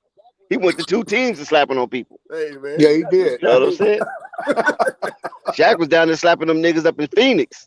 Open hand slapping. No, he was open hand slapping grown men. So, It is what it is. yeah, I mean, you know, that's what you have to do. But I don't know if they built that way. You know what I'm saying? Shit, they better figure it out. Oakley, you know what I'm saying? Oakley slapping people up. Yep. I tell you, do that shit too. Charles Haley, man, for the Dallas Yep. Cowboys, man. That Yeah, dude Charles was- Haley. Yeah, he was nuts. He was crazy. Yeah, Bro, that he dude was was crazy. crazy. He was like nuts. Like almost on some homo shit. Like just he would test your manhood, like for real. Right. So what Yeah, do the that's Mavs kinda weird. need, Like man? sometimes What do that's how it goes. so what do they need? What do the Mavs need, man? If the guy They need to fight it out. Like I said, they need to go in that locker room and fight it out, T Sam. And whoever comes So I'm out talking about- without the black eye is the captain of the team. I'm talking about do they need additional Because it's help? obvious they're a better team when Do they need another all-star? You said, do they need another all-star? They ain't getting one, so it don't matter. Exactly. There you go. They're not getting one. Dallas is not a destination for those type of players. Never have. They have to groom their people. Absolutely. Because look, the hoop jargon. Remember when they won their championship? Look what they had. Somebody already named that roster. Look what they had. Throwaways. Bunch of Team full of throwaways. leftovers. A bunch of leftovers. Team full of throwaways. And they And But they this is beat. my point. They won. This is- Throwaways. and Dirk. And they won. And they won. You know what I'm saying? They actually won. Man, listen, I ain't gonna lie, man. Dirk probably put up the best performance in that entire playoffs, man. Oh yeah. I mean, Dirk was hot. If you want to give an That was one of the MVP best for the performances playoffs, in finals Dirk history. was hot the whole Boy, playoff. he's Who he going beat nuts, on? man. He He was beat on killing Tim everybody. Duncan. He beat Yeah. Tim Duncan. He beat Kobe. Who else Yep. he beat? Who else he beat out in the West? He beat Tim Duncan. I know he beat Kobe. I think I OKC. think And he OKC. beat Yup, and he beat LeBron and D OKC. Wade. Yep. No, I don't And think he they did. played OKC, right? Yes, they Did did. they play OKC? They did. I think they Yeah, I did. thought the Lakers beat OKC. Nah, And then Lakers they I, went there and beat Chris Paul. LeBron and D Wade. They beat Chris Paul and them. oh, they beat Chris Paul and them. Okay. Because Chris Paul and them was fucking us up with the pick and roll. They just didn't have enough talent. And then the next series, Dirk them fucked us up with the pick and roll, and we just couldn't guard it. Couldn't guard it. Man. That was a wrap. Dirk was killing on that pick and pop, man. No, we had nothing for it, dog. That was And I blame it on Phil Jackson. Man, I thought y'all Kobe saying was that gonna take that one. y'all saying Luka need better teammates. Y'all saying Luka need better Who that? teammates. Yeah. I just named the roster. Why can't he use what he got though? He got Porzingis. Well, he get them to the playoffs, and they was a game away from advancing against the Clippers team. You want me to name the Clippers team? That's way better than them. You don't think crumble? I think Dallas a little better. I think Dallas a little better. We give them credit for it, though. Yeah, I they think had the those players are a little opportunity. better. We give them credit for Fair it. They enough. had an opportunity to go up 3-0 against the Clippers. Luka smiling and shit. You understand? And then everything just crumbled. What happened? That's inexperience, though. Inexperience. You pulled off the gas too early, but Kawhi turned on the Jets. Yeah, but also inexperienced too. I mean, yeah, you could argue with other players. I mean, Jordan got booted out the first round because he didn't have the experience. Absolutely. You gotta learn it. And that's me not comparing Luka to Jordan. That's comparing situational basketball. watch I gotta throw that out. Gotta throw that out there now. Because for everybody be like, oh, you comparing? No, I ain't comparing them. It's situational basketball here. But Jordan got booted. Yeah, because but Jordan got booted out. LeBron James took his losses.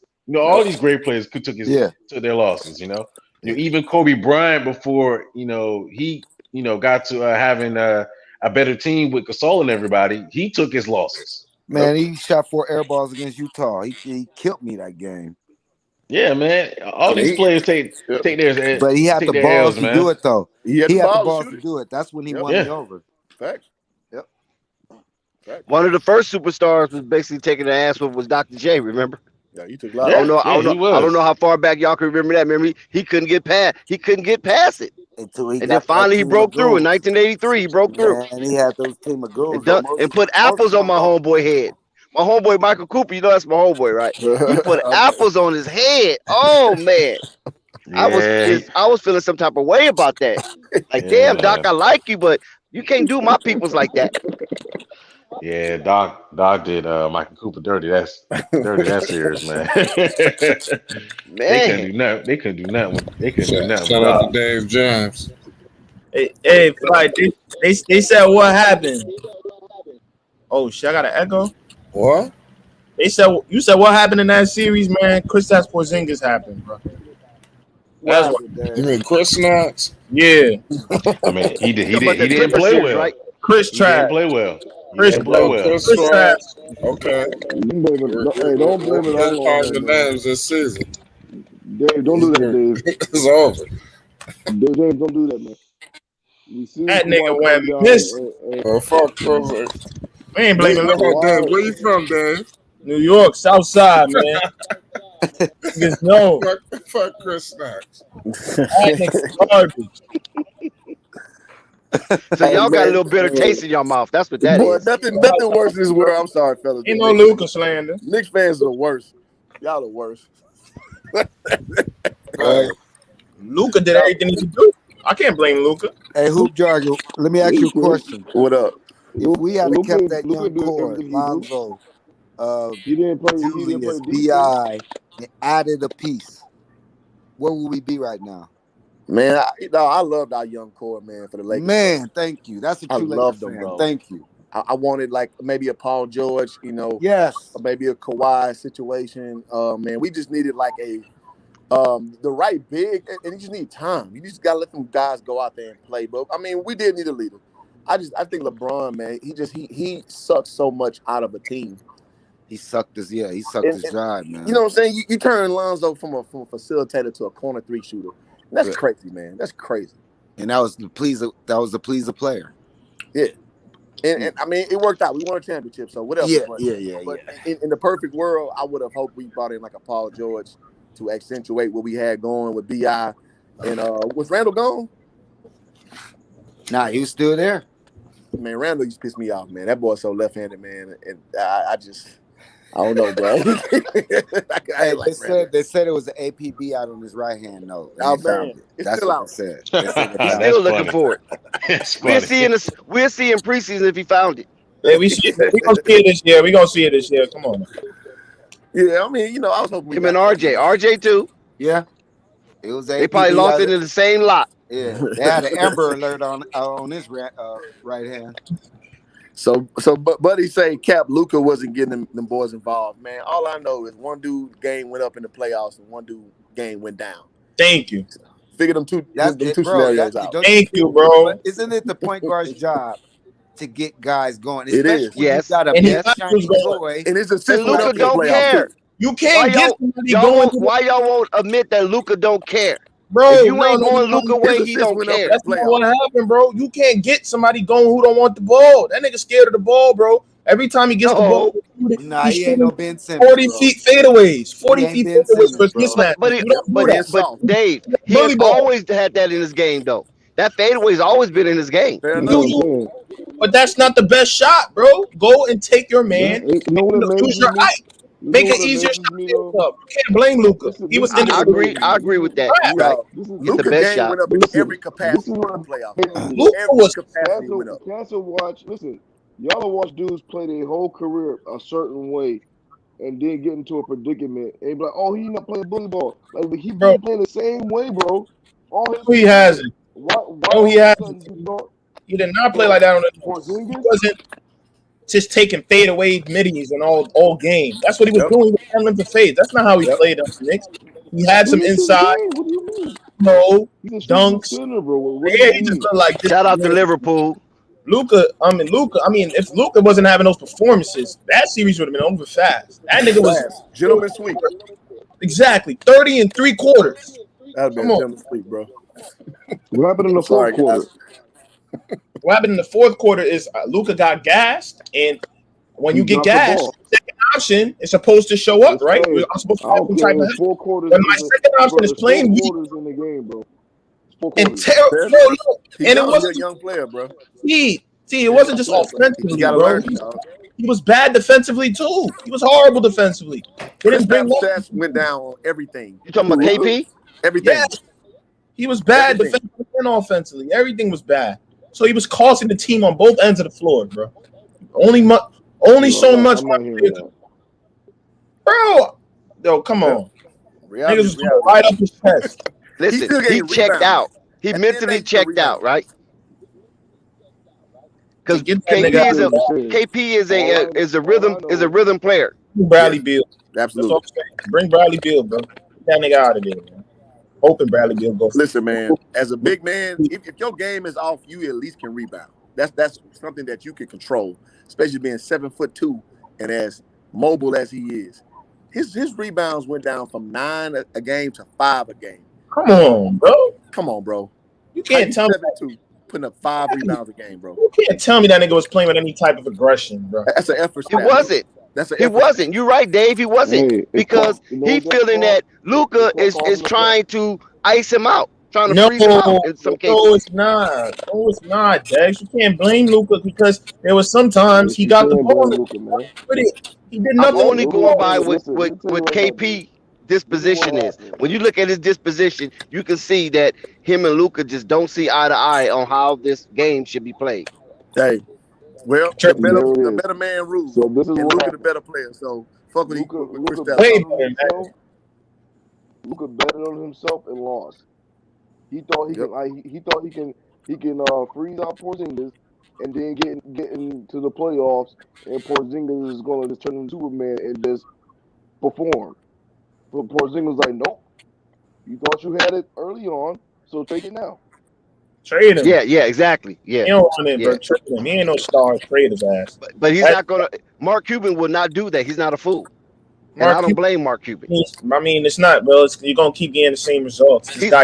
Mark Cuban is hoping he can buy his way out of this. You know that, right? And he's a hating ass nigga too. Of course, he's a hater. He's a hater too. How you gonna be hating, bro? That nigga was hating on Luka so damn hard. Like, god damn. Who's not. I agree with Yasin Hassan Bey. I agree with you. Luka was trying way too hard. He was trying to win a game. He's young. That's what young dudes do. They press. When you gotta learn to trust to the point. And out of nowhere, he's hurt. So Rondo, y'all trade Porzingis, who y'all gonna get? Who's available right now for the Mavs? I'm saying wait. Wait on. You don't see Bradley Beal's situation at the end of the year. Bradley Beal is, what's up with Bradley Beal, because it's not looking like that. I like that. Long term. So you see what's up with that. If you can get Bradley Beal, this team is great. You're ready to go. That's all you need. The Wizards got 10,000 power forwards though, so shit. They ain't gonna. I don't see how that helps them out. They got too many fucking power. Dallas needs to go try to get Kuzma, man. Isn't Bradley to do what? Fuck no, Bradley Bill ball down. Kuzma do what? Dex, stop it. To do what? Nah, they need to go get Kuzma, let him shoot that ball, man. Man, if you leave Slim Shady Kuzma where he at? You want him to rot down there in Washington? Is that what you said? You want him to rot down there? Man, Kuzma might end up. Dex. Kuzma might end up in Houston. Dex, I'm gonna put it this way. Kuzma is a good player for the role he fits. Yep. Kuzma's found his home, bro. He's a wizard. I don't think he's going nowhere. He'll be okay. Yeah, he's a good player for the role he fits. He can come off the bench. He can be a six man, come off the bench, give you good 15. That's what he's supposed to do. John Wall right now, fellas, keep in mind now, John Wall finna upset some stuff, man. It's gonna be some more shaking going on before preseason. Damn, or right after preseason. Yeah. Ain't nobody came to see Otis. And John Wall gonna be on the Pelicans, dude. I'm on the Rockets last year. Man, John Wall finna be on the Pelicans. Kyra Lewis. John Wall be great with that third option. John Wall to the Pelicans, right? John Wall to the Pelicans. Now. Jello Ball might end up with Houston or the Kings. Kyra Lewis might end up in Washington. I mean, just watch some stuff finna shake, man. Kyra, bro. Some stuff. This is the shake. problem with John Wall. This is the problem with John Wall. And it's sad he didn't realize that John Wall would have been a great number 2. The problem was he didn't want to be that. Yep. Sound like Russell Westbrook disease. Exactly. He's a great number 2. Great number 2. Shut up. And on a championship team, he'll probably be a number 3. Okay, do you think John Wall? Okay, keep in mind now. Do you think John Wall can go over to the Pelicans and help them get over that hump? Yeah, yes. Give him to the 9th seed. Yep. I think he can. He can get it to the play-in. You give him to the play-in. He's that good. Okay, that's better than what it was last year, right? Fair enough, but it's nowhere. I don't know how they're gonna do it. Hoop jargon, you go. Come on, bro. Like, let's be real here. What John Wall do to you, hoop jargon? No, I'm just, man. Listen, man. See, a lot of players, they start existing off their name and not what they presented, man. And we got to stop giving credit just because you got a name. Another player like Boogie. I love Boogie, bro. I love traditional bigs. But when I watch Boogie Cousins play for my Lakers 2 years ago, and then for the Clippers and the Rockets, I'm like, this dude done, dog. We got to stop just giving just because they got a name. That man can't move no more, man. Come on, bro. He look like Reptar. You remember on Rugrats? That big ass. He don't have to. Hoop. All due respect, Hoop. Hoop, you on one, boy. Hoop on one tonight. I ain't heard you talk like this in a long time. But look, Hoop, with all due respect, right? If he goes over to the Pelicans, he won't have to do much because B.I. is going to do his, and Zion's going to do his, and Valanciunas is going to do his. So John Wall, all he got to do is keep it steady and just be a rock for the Pelicans. Just when he ever did his whole if career. It start to shake. When has he ever He done was that? wilding. We know John Wall was wilding. We already know he was wilding. You know what I'm saying? He was down in Chocolate City just wilding out. Yeah, he wilding. That's a wilding dude, bro. But I think in New Orleans, you know, I'm not gonna get into his business, but in New Orleans, I think, you know, he might come anew. You know what I'm saying? You know how you out there shooting dice and you have a point, but then they were like, okay, let's bet the come anew. Let me get another shot at this point. You feel me? To come with a new point. And I think John Wall because he tried to do it in Houston, but Houston's a little too much.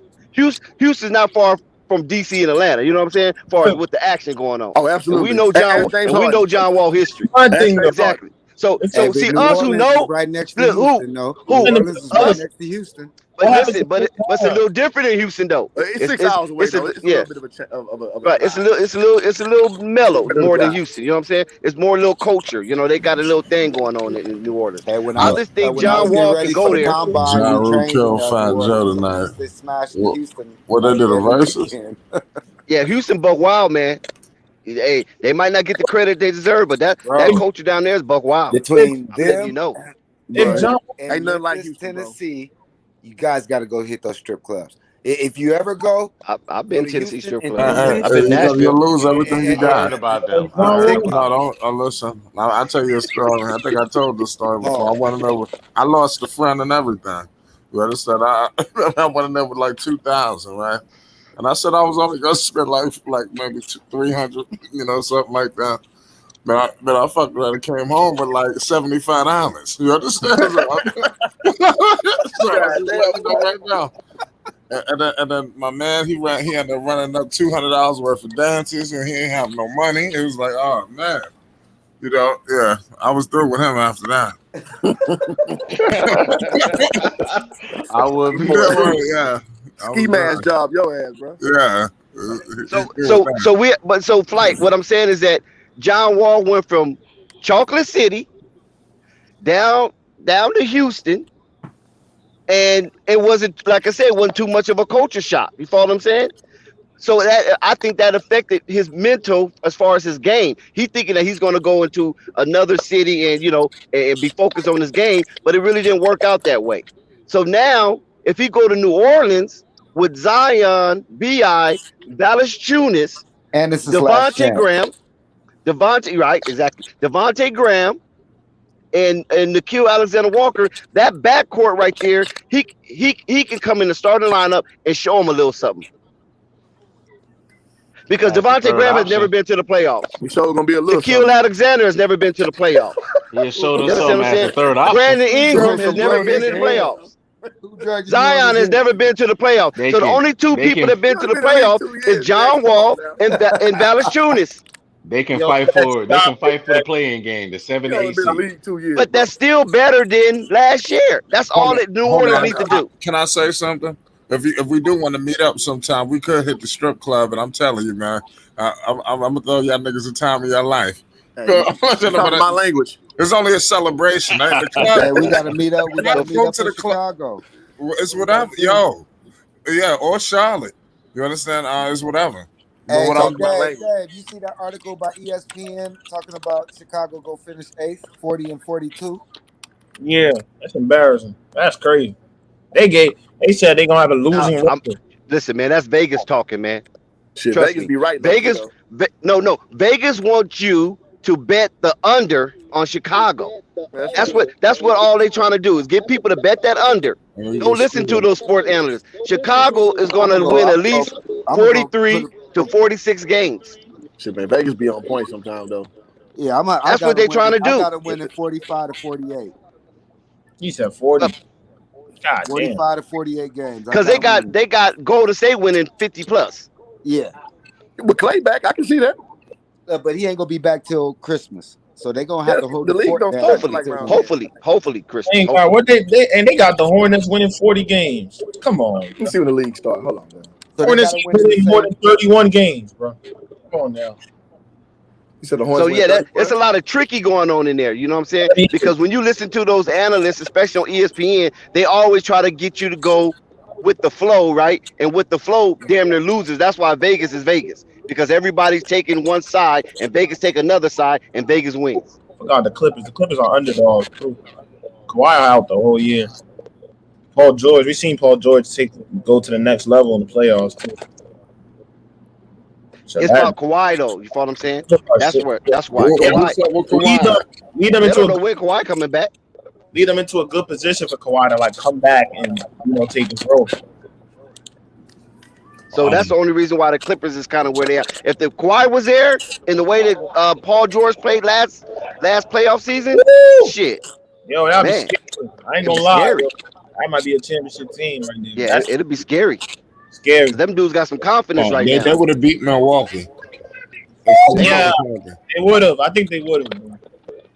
Yeah. Stop. They would have ran amok through that West. The Phoenix was tired. I mean, not tired. Young. But that's my thing. Can Paul George play like that with Kawhi there? I don't know. Certain reason he just look like everybody gonna. You guys gotta remember, everybody gonna have their legs back. You gonna be scared. Everybody's gonna have their legs back. So Paul George played like that with no legs. He was dismantling the Suns, bro. God. Yeah, playoff P was playoff P. It wasn't pandemic P. That was playoff P. Yo, I never was believing all that pandemic shit, man. If anyone was considered pandemic, nigga, it should have been considered Chris Paul.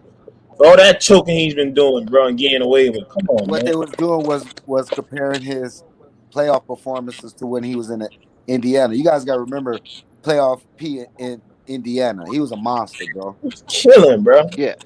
But then he got crazy for a while. He was underperforming for a minute. Yep. He was a monster. What's the other boy, Hibbert?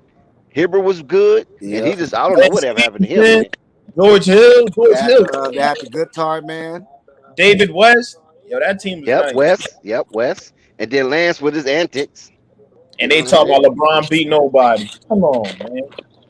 Y'all forgetting about teams like that. The Pacers were legit. They was winning a lot of games, man. Paul George, that's before he got hurt. So how speaking of Lance, Pacers was a good team though. That was a good team. Chicago brought Lance in for a workout. They did it? Yep. Man. That's Lonzo Ball doing that. If Lance went to Chicago for a workout, that's Lonzo Ball doing that. That's Lonzo's guy. He said they gonna be in the studio together. Hey, Thunder, I agree with you. The Hornets ain't winning 40 games. I can't see it. Their roster's still shaking, man. Niggas think Kelly Oubre is going to be the savior. Come on. But why the disrespect for Chicago like that? Why is everybody saying they're not going to be, like, to a person they're saying they're not going to be that good? That they're going to be a play-in team or a for Chicago? Yeah. But they got Zach LaVine not even ranked in the top 30 players in NBA. That's the insult in itself. It's like crazy. Yeah. I didn't see that. How could you say that? They got Draymond in there, right? I know they do. How can you not have Zach LaVine in the top 30? Come on, man. They got Draymond in the top 30. That's an insult. Wow. Yeah, that's a slap in the face. Disrespectful. So that's crazy within itself. I was like, oh my God. I had to share that article. Hey, the Bulls gonna be all right. I didn't probably see that. 10 players better, but it's hard to start. This is my issue. My issue is that we got folks out here acting like Charlotte Hornets is the well beaters, thinking basically they just gonna climb up the ranks. And the only reason why they were in the third seed last year was because they took advantage of players being out during that time, and everyone was getting in rhythm at that time. So, but when players came back, they fell to the bottom as they should have. Because I'll be very honest. Charlotte fell to the bottom because of injuries. I'm very, be honest with you, I'm very disappointed in Charlotte and a lot of their pickups in the offseason. I felt like they could have did better than Mason Plumlee. I mean, Kelly Oubre is all right. He can't shoot, but we got to remember it's Charlotte, man. I mean, how many guys? It's a lot going on in Charlotte right now. I mean, I think LaMelo's gonna be great. I think LaMelo's gonna be great. I think Terry Rozier's a good player, but he's not better than like a Zach LaVine. I mean, let's be honest here. Not close. Not even close. So I don't. I mean, the thing is though, they're gonna be in that playing game fighting for a spot. I think. What it is it's the development of Melo, right? If And Melo that's all it is. if Melo could make that jump from 15 to 22 and 10 or 11, I think that's good for 7 more wins. Still not doing nothing, bro. Bro, those guys just have to make I don't that step. think If those guys if Bridges and Melo make that step, you know what? Bridges? But you know what those other 2 guys is going We to know do. LaMelo's gonna make. We know LaMelo's gonna take that Listen, step. it's a lot going on in Charlotte behind the doors, okay? Behind the scenes. It's a lot going on in Charlotte behind the scenes with Michael Jordan and a lot of the NBA owners. Okay. It's some stuff going on. Now, the picks that the Charlotte did this offseason, basically that was kind of a scramble. You know what I'm saying? Because something didn't go right that they thought was gonna happen to, you know what I'm saying, to spark other what I could say, other assets to come over to Charlotte, and it didn't happen the way that they thought it was gonna happen. So they picked up what they picked up, and then Charlotte they screwed up Lonzo. That's the elephant in the room. Charlotte screwed up, knowing that they gave Gordon Hayward that money and the emergence of Lamelo Ball. You understand what I'm saying? So with the emergence of Lamelo Ball, they actually really did. I mean, you know, hindsight is 2020. They actually didn't need to give Gordon Hayward that money, but they screwed up because they thought LaMelo Ball was just going to come and just be a little average rookie, and it shocked them. They thought it was going to be a year before he got. They thought it was going to be another year. Right. So they looking at, damn, if we would have put our minds more focused on Melo, we wouldn't have to gave up that money. We could have saved that money, and we could just played out that year. You thought exactly. We could just played out that year with Melo Ball and all the rookies and everybody that's already there, and then hopefully next year we could have, you know, got some good stuff coming off of the free agent market. Yeah, but they didn't. That Gordon Hayward contract messing them up right now, and they can't get off of it. That's 30 mil on the books. And this dude don't even want to go home. Gordon, go to Indiana, man. That's where you're from. Nah, you can't. You don't even want to go home. Unless Gordon give the OT, he ain't going nowhere. Yeah, that messed up a lot of things for people coming to Charlotte, man. Trust me, I know. Facts. He's the man. Up a lot. He's the best player on the team. You got to be real. Charlotte was going to pump up something a little bit. You know what I'm saying? I'm not saying it was going to be world beaters, but they was going to pump up a little something. It was going to be cooking down there with the baby. Yeah. They can't do nothing with this Gordon Hayward thing, man. You don't want to go home. Go home, man. You're not even from Charlotte. Go to Indiana, man. Come on, Miles Turner. He needs some money. You understand what I'm saying? Charlotte down there paid him their max level. What's this hype about Miles Bridges? Like, why Is everybody that good? Miles Bridges? Yeah. I don't know. I didn't see it, bro. I don't know why everybody trying to make it seem like he's Dave. Hold on, Dave. See that shit. I saw a dunker. Dave, hold on. Let's rewind here. Let's not disrespect Miles Bridges. We're not saying or specifying that Miles Bridges is basically an all-star player right now. We're not saying that. We're basing it on what Miles Bridges did last season. He did take a step forward with the players being out, and he was very consistent in the last 20 to 25 games until he went out with COVID. Miles was averaging 18, around 18, about 7, 8, and 5. So he was shooting well above 40% from the three-point line. So he was doing great. He was doing well in the time he was given on that team. So, you know, let's not play Miles Bridges. That's why he's starting, because we think that, you know, based off his projection of how well he was playing last season, he can take a step forward and be basically in that, you know, 15 to 18 points per game. You know, he can be able to do that. 15 to 18 points a game from Miles Bridges, man. Yeah, he could probably. I mean, he was averaging that. He was averaging that last season when the players went out. He was averaging that.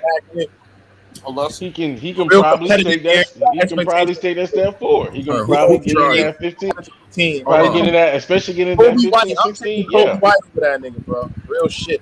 I'm taking Kobe White, bro. Kobe White has a better chance of averaging 18 a game in the league than Miles Bridges, bro. Real shit. And tomato on that. Come on, bro.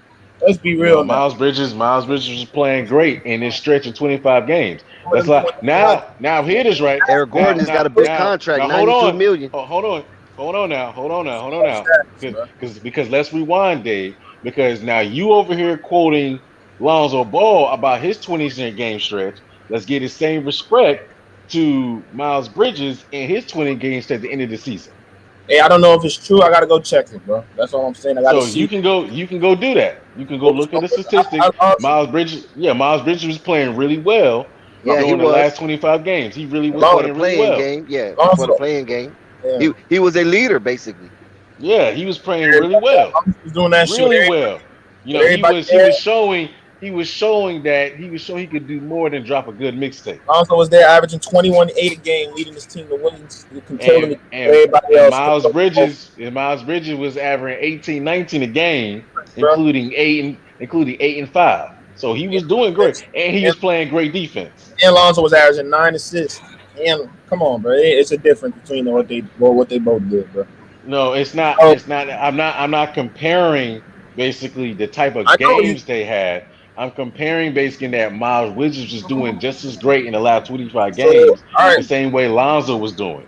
So we have to give the same. Let's put this in context, right? Let's hold on one second, Dave. Murph, the reason why Miles was doing that was that by default, right? Or correct me if I'm wrong. Are you there? Yeah, I'm still here. Yeah, wasn't that by default? Miles Bridges had to step up his scoring and do that because Melo was out, Devontae in and out, and Gordon was out. But also, too, you know, you had players that was out with Lonzo stepped up, too. Wow. D.O.B. called Miles Bridges a poor man's Aaron Gordon. D.O.B., you're disrespectful, bro. That's disrespectful. Aaron Gordon just got paid. I don't know about that. Miles Bridges Aaron Gordon's got a big check. $92 million. Aaron Gordon, bro. Come on, man. We all know that. We saw Aaron Gordon in the playoffs do nothing. Trash. Exactly. Trash. Can't shoot. Has no offensive game. But they just gave him a big bag, though. I don't know why. $92 million. 4 years. Who gave him that bag? I don't know who gave him that. Wow. Denver gave him that. Wow. Sure did. $92 million. For how many years? 4. Wow, I would never gave him that. I was shocked too, man. I was he's a good, especially after his performance. He's a good especially after his performance the last 2-3 seasons. You know, he's a good. To me, he's no more than 65. Yeah, Thunder. I believe he's gonna pay that contract. I think this year with Aaron Gordon is gonna be more of a feature in the offense and defense. You know what I'm saying? Because last year he came in at All-Star break, and they was already on a roll and they was winning, so he just wasn't incorporated properly. But I think this year Aaron Gordon will be incorporated. Oh, you talking about Aaron Gordon, not Eric Gordon? Yes. No, I said Aaron. Yes. Aaron. Nah, I don't think Aaron should have got that money. I mean, he was piss poor in the playoffs, so. Yeah, they gave him 92. Man, I would never give him. I think it's gonna be all right this year, though. I think it's gonna be much better. Hopefully, because that's a lot of money now. That's a lot of money you getting for an average player. Wow, D.O.B. is in the comments section making some terrible claims. He talking about Miles Bridges can't shoot. Wow, that's crazy. Miles Bridges can shoot. Miles Bridges shot 40% for the 3-point line last season on 5 attempts. Come on, let's not do this. Come on, Miles Bridges is better than Aaron Gordon now. We ain't gonna do that. I saw both of them play, bro. Aaron is a great rim runner, you know. He's good, you know, at that. But when you're talking about the full game, I'm taking Miles. Miles Bridges can do everything Aaron Gordon can do. That's more. And he shoots better. Yeah, exactly. So you got to give Miles the edge, bro. I understand y'all want to give niggas the playoff factor like y'all always trying to do just because somebody made the playoffs and makes them the better player, but no. We saw Aaron Gordon do nothing in the playoffs, literally. It was one of the reasons. Didn't he have a 0-point game? I think he did. Nigga was terrible. I have to check, but I think he did. Horrible. 0 and look, and look, check this out. You know, this is Aaron Gordon's second contract. Let me read this to you. Nuggets forward Aaron Gordon signed a 4-year, $92 million contract extension. According to the Athletic, Shams, Gordon contract also include a player option in the year 2025-2026 season. Gordon was entering the final year. Listen, he was entering the final year of his 4-year, $80 million contract. Man, this dude got some bread. Yeah, he got bread, bro. I mean, he got paid. Miles gonna get gracious. ain't gonna lie, man, Miles is a it's big the piece whole for Charlotte. adage, man. It's not about what you worth; it's what somebody pay you. So that's how it should out sometimes, people. Come on, we know Aaron. Wow, man, that is crazy. Aaron don't got no offense, bro. Sorry. Exactly. You know what I'm saying? He just had a Yeah, but 80 million here we contract. go. Now he re-up for 92 He's million. Who was his agent? He's valuable. He brings defense. You know, he's a good. He a good piece. Good rotation. Good piece, but Absolutely. I don't know why. And he's a name. You gotta sell tickets at the end of that. Gotta sell tickets. He's a Luka name. too. That's how it goes, fellas. His agent is Calvin Andrews. His agent is Calvin Andrews of Clutch Sports. Oh my God, Clutch Sports is killing it. Yeah, of course, Clutch Sports, of course. Clutch Sports, Good yeah. gracious. That man got paid. Yeah. That man said, Clutch "Run me Sports my get paid. check." That's the damn show. So what you think Zach finna get then? Zach gonna get that bag, man. Ill bag. The Bulls mess up on that. And don't hold on. The Bulls can pay Supermax. about $207 million. They better. Yeah, because I think the Bulls have his bird rights too, don't they? Yeah, they do. So they year. do. So yeah, they could offer him the super. It's gonna be a 5-year deal. The max. Yeah, they got He ain't bad mouth though. Yeah, they gonna offer him an extension. It's probably gonna be upwards. It's gonna be 170 or higher. And imagine if he could get to the Eastern Conference Finals, bro. That bag is just gonna increase, bro. He gonna get that too. They gonna have to pay him. And Durant got 198. First team, he gets a bonus, right? Right? Get about 170. Yeah, It's a bonus too. All NBA. Yo, Clutch Sports is killing it, man. And I know Zach is gonna come in next year blazing. He playing for a bag too, man. He gonna come in next year going. Yeah, they got to. They're gonna have to see. They're gonna have to pay him. They're gonna have to pay him. He's looking for that bag too. Now I don't know if anybody remember the stream I did the other day.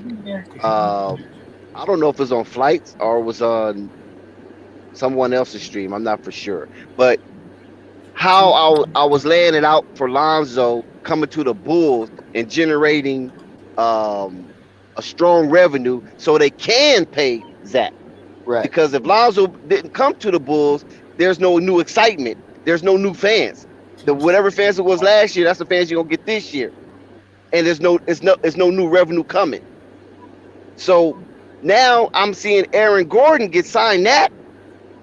You gotta imagine what Zach finna get.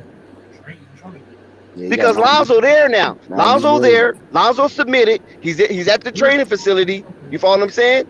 So the fanfare is just like, it's getting excited. People trying to look for his jersey. His jersey is not even on NBA.com. You can't even find his jersey there, official jersey yet. They still selling his Laker gear. And they almost sold out of that. So when I noticed that, I'm noticing like, wow, this NBA thing is crazy right now. It's nuts. So this is why Zach LaVine hasn't received his extension yet. Because once this Lonzo thing gets to kicking in and that revenue get to kicking in, watch, during the middle of the season, they're going to extend Zach LaVine's contract. It's going to be during the season, probably right before All-Star break. It's like it's already etched in stone. Like, Zach, this is what we giving you because we're expecting to sell out at least 30 of our 41 games. You follow what I'm saying? Great. It's going to be big, man. Big, man, for the Bulls. I got a question for you, Hoop John. How good is Miles Bridges from the Hornets? We say now? How good is Miles Bridges from the Hornets?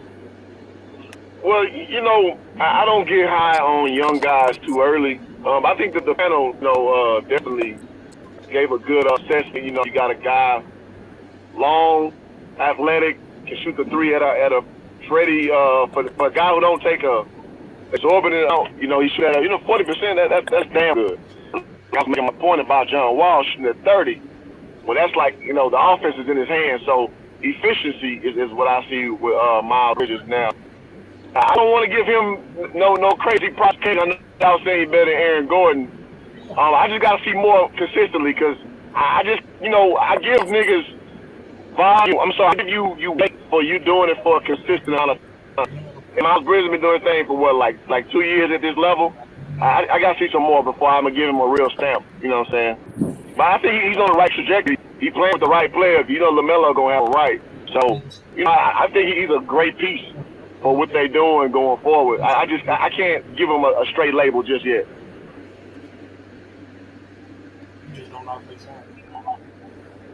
Good point. Good point. Because we were just talking about that. You missed that argument. Yeah, I just can't, because it's tough, man, because people crown niggas too early. And you'll have said, like, you know what I'm saying, because you mentioned how when he was balling, when dudes was out. But, okay, when the roster's full, how do you get in? How do you deal with the temperament going to the Kristaps thing? You know what I'm saying? So I just got to see more before I know exactly what he is. And I don't mind reserving my opinion. I don't do hot takes like that. What's good, Panda? Yeah, man. What's up, Ray? What's up, man? How y'all feeling, man? And Gordon's garbage. Rave in the building? Yeah. You gotta stop it, bro. Rave in the building, bro. A lot of shots. Yo, Theo B, come on, bro. Theo, come to panel, man. It's happened, bro. Miles Bridges ain't no bad defender, bro. What the hell? They got Kelly Oubre. Does Kelly Oubre start? There's Bridges and Oubre start. Crash flight. Come on. Hey, I don't know. I think he's coming off the bench. Kelly definitely. Bro, people need to stop overhyping him, man. They saw that one run and start trying to say crowning him the next six man or some shit. Come on, man. Kelly gonna do what Kelly does, man. He gonna score sometimes. He's gonna be very inconsistent. That's him. I actually like Kelly Oubre. I actually like Kelly Oubre, man. I know some people might over exaggerate it, or some people might under. But I just feel like, man, the way his play style is, and then if you just look at who he is, right? Athletic, long, and he's a lefty. It's like that's just a recipe for an outstanding player. You get what I'm saying? And the fact that he's not as big as he should be, it's like. And he got dog in him. Kelly Oubre got dog. Yeah, he really he's really not something to hate on. Like, he actually has something that he could use to his advantage, and that's height and length. And he's athletic. And he's shown that he can score and shoot. And it's like I don't get it. So especially a player like that. He put up 40. Ray, I'm gonna tell you what Kelly Oubre is. I call him almost nigga. He an almost nigga. Yeah. Almost good enough to start. Almost good at all-star. He an almost nigga. He always gonna be there. Y'all gonna be having like to your point. Y'all Hornets fans. Yeah, almost. Would you compare him to Lamar Odom? Or Lamar was Lamar's way better, man. That's a bad take. That's a bad take. Lamar was way better. No. What Lamar was my guy. What I'm saying is like Lamar was almost always almost that guy. Like he fair enough, but he on the highest level almost. He's the number 2 on the championship team. Lamar was that good. Think like Trevor Ariza, maybe. Like hopefully he can be a Trevor Ariza. Because y'all remember Trevor Ariza bounced around a lot of places, boys, before he worked out for the Lakers. You know what I'm saying? So Kelly Oubre at best is Trevor Ariza. At best. That's his ceiling. Lamar Odom has star potential. So he was almost at the top level, if I would compare that. But no, that's a thought, though, to bring that theory forward. Right. I'm rocking with that. Yeah, because I knew Lamar, but Lamar was like, damn, I saw Lamar. He'll give you 17, 11, and 11, and like it was nothing, man, with ease. So I was like, damn, that dude, he got it. And he was just like almost that guy, but he played his role with Kobe. He was perfect. Word.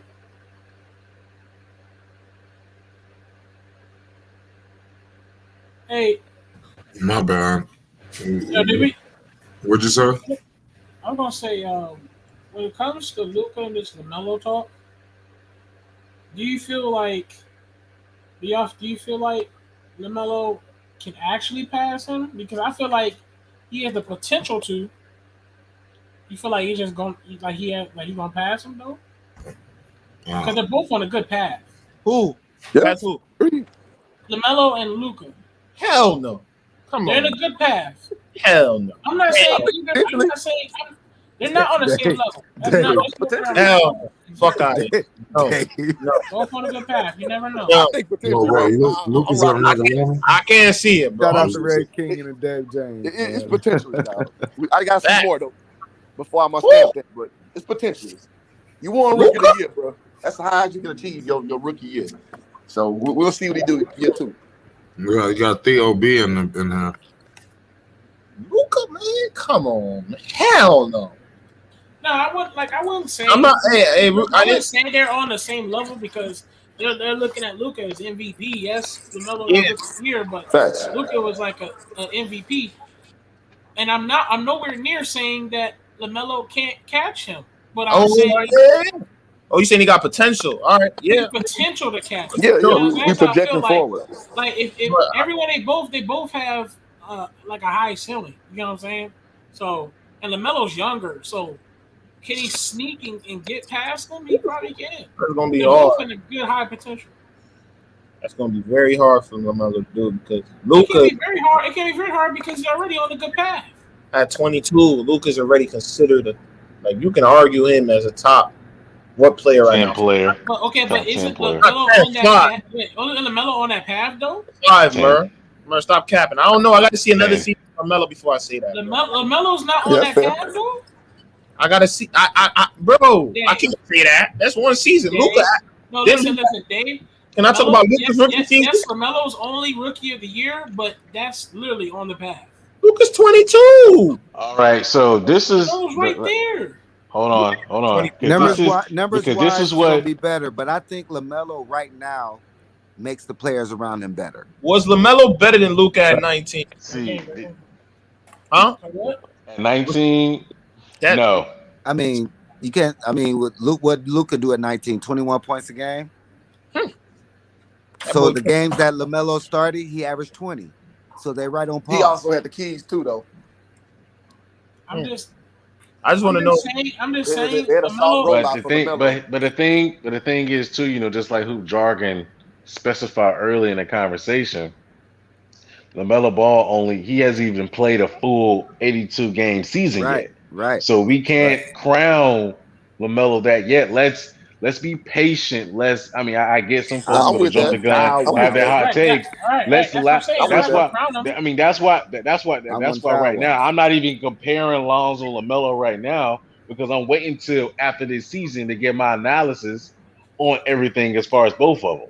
Now, So, I would actually, yeah. so that and that's my perspective on it. I'm not comparing Lamelo to anybody right now until after this season, until we really figure out what he really is and how he really stacks up. All right, Because so, because especially a Go rookie ahead. season. Hold on, real quick. Especially a rookie season. It's the rookie season. Let's see what he does when he's now the main vocal point of the offense. He's now going to have the balls in his hand. He's now going to be the key to stopping day in and day out on a nightly basis. Let's see how he reacts and how he adjusts. Then we can really make his analysis on it the same way Luka did. Luka, when he first came out his second season, he started off a little slow, but when he got hot, he got hot. All right, then you answer my question in that second part because I was going to ask you, like, a lot of people are judging, like, crowning him after what he played 35 games. He played like 40 games. Which is a good sample size. Right? But I wanted to ask you and Hoop Jargon, because me and Flight has been nailing this fact down. Like, what is he going to do? How is he going to adjust the second year, seeing double teams, seeing different defenses, everything thrown at him because they know, okay, this kid is special. How do you guys think?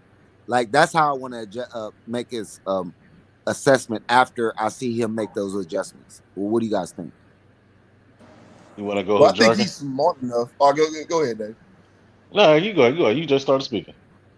Yeah, no, I'm just saying. I think he's smart enough to have counters to people sending multiple shit at him. And then this go back to me talking to LeVar. Like he taught his kids to see basketball, fast, and also having a personal game to your shit too. Right. So, and if you watch him, and I did a stream with Rev the other day, breaking down film, and LaMelo has that quick he has that quick reaction to Anticipation. defenses. Yeah, he can anticipate movements of the defense while also anticipating the movements of his teammates. Okay. Because he thinks levels ahead. And some people, and you watch AAU training and they teach kids. To them, a counter is like these cone drills and shit, where you got the hezzy, you know what I'm saying, when somebody presses forward or you got the cross, you know what I'm saying? And that is a counter. But another counter is when somebody's pressing forward, you know the movements of your guy and you know ball placement and you know the right. It's almost like Magic Johnson. He knew the right way to put the ball at the right angle to just put it right in the scoring pocket of your guy. And LaMelo has that too. So guys like that, they're going to find a way because they're thinking three different things. And LeBron does this well too. You know, I'm not a LeBron guy. But LeBron, he has a great ability to like assess like 2 to 3 different things every play. And I think that's what LaMelo has. And you're going to see him, even when they try to guard him differently, you're going to see a different version of him because he's been a scorer. Right. He's been a facilitator. You know what I'm saying? And that's one of the hardest guys to guard if they don't have a go-to style. And I think LaMelo is very prophetic. He's very proficient in both of those. So I don't see him being, you know what I'm saying, a double team stopping him because he going to think ahead of the double team. Right. I got you. Okay. Yeah. I appreciate you, Hoop Dragon, because you really just hit it right on it. Is LaMelo's IQ? Yeah. He has one of the highest IQ as a young player in the league right now. So him making the adjustments that you even seen last season, him making the minor adjustments to certain double teams they did throw him, whether it was splitting, whether it was basically knowing how to maneuver the pick and roll or the Spain pick and roll, and just basically knowing how to get like for example, you even seen plays where just like Hoop Jargon specified that LaMelo, he sees the whole floor. So if you try to double him, and then on top of it as well, he has that advantage because of his height. He's 6'7", 6'8". Absolutely. So he sees over top of the defense. It's times basically, for example, that play basically, for example, that play where in the Toronto Raptors when they were down and they had LaMelo in. LaMelo basically crossed one dude, froze another guy. He froze Siakam, and then basically throws a wraparound pass to Miles Bridges, and he dunked on that dude. So that's LaMelo right there. He's so creative. It's hard to key on him. It's because of his fluidity and being so creative. Where he can bounce between being the offensive, whether he being the scorer and being a great passer. Right. And then on top of this, everybody gets on about this flashiness as far as his no-look passes. No-look passes, if you're able to make them, are a great advantage because you throw the defense off. It's about angles. It creates a different angle. Yeah. Exactly. So look how many passing lanes he created by passing Miles Bridges open by off of a no-look pass. Yep. He did it several times. Yep. He did it several times. And that's what makes him such a dynamic passer, where he can create a lane just by his subtleties. Magic Johnson was one of the best to be able to do that. But he can look you off, throw the pass, you wouldn't even know it was coming. And he passed Cooper, Byron Scott, all those guys, James Worthy on the break, those guys wide open. The same thing, LaMelo could do the same thing. So it's hard to key in on the guy when he has that dynamic ability to be able to do that. Absolutely. So that's the difference with LaMelo going into year 2, is him being able to take advantage of that, study the film, and be able to see how defense is going to play him, make the adjustments, which we know LaMelo is going to should be able to make.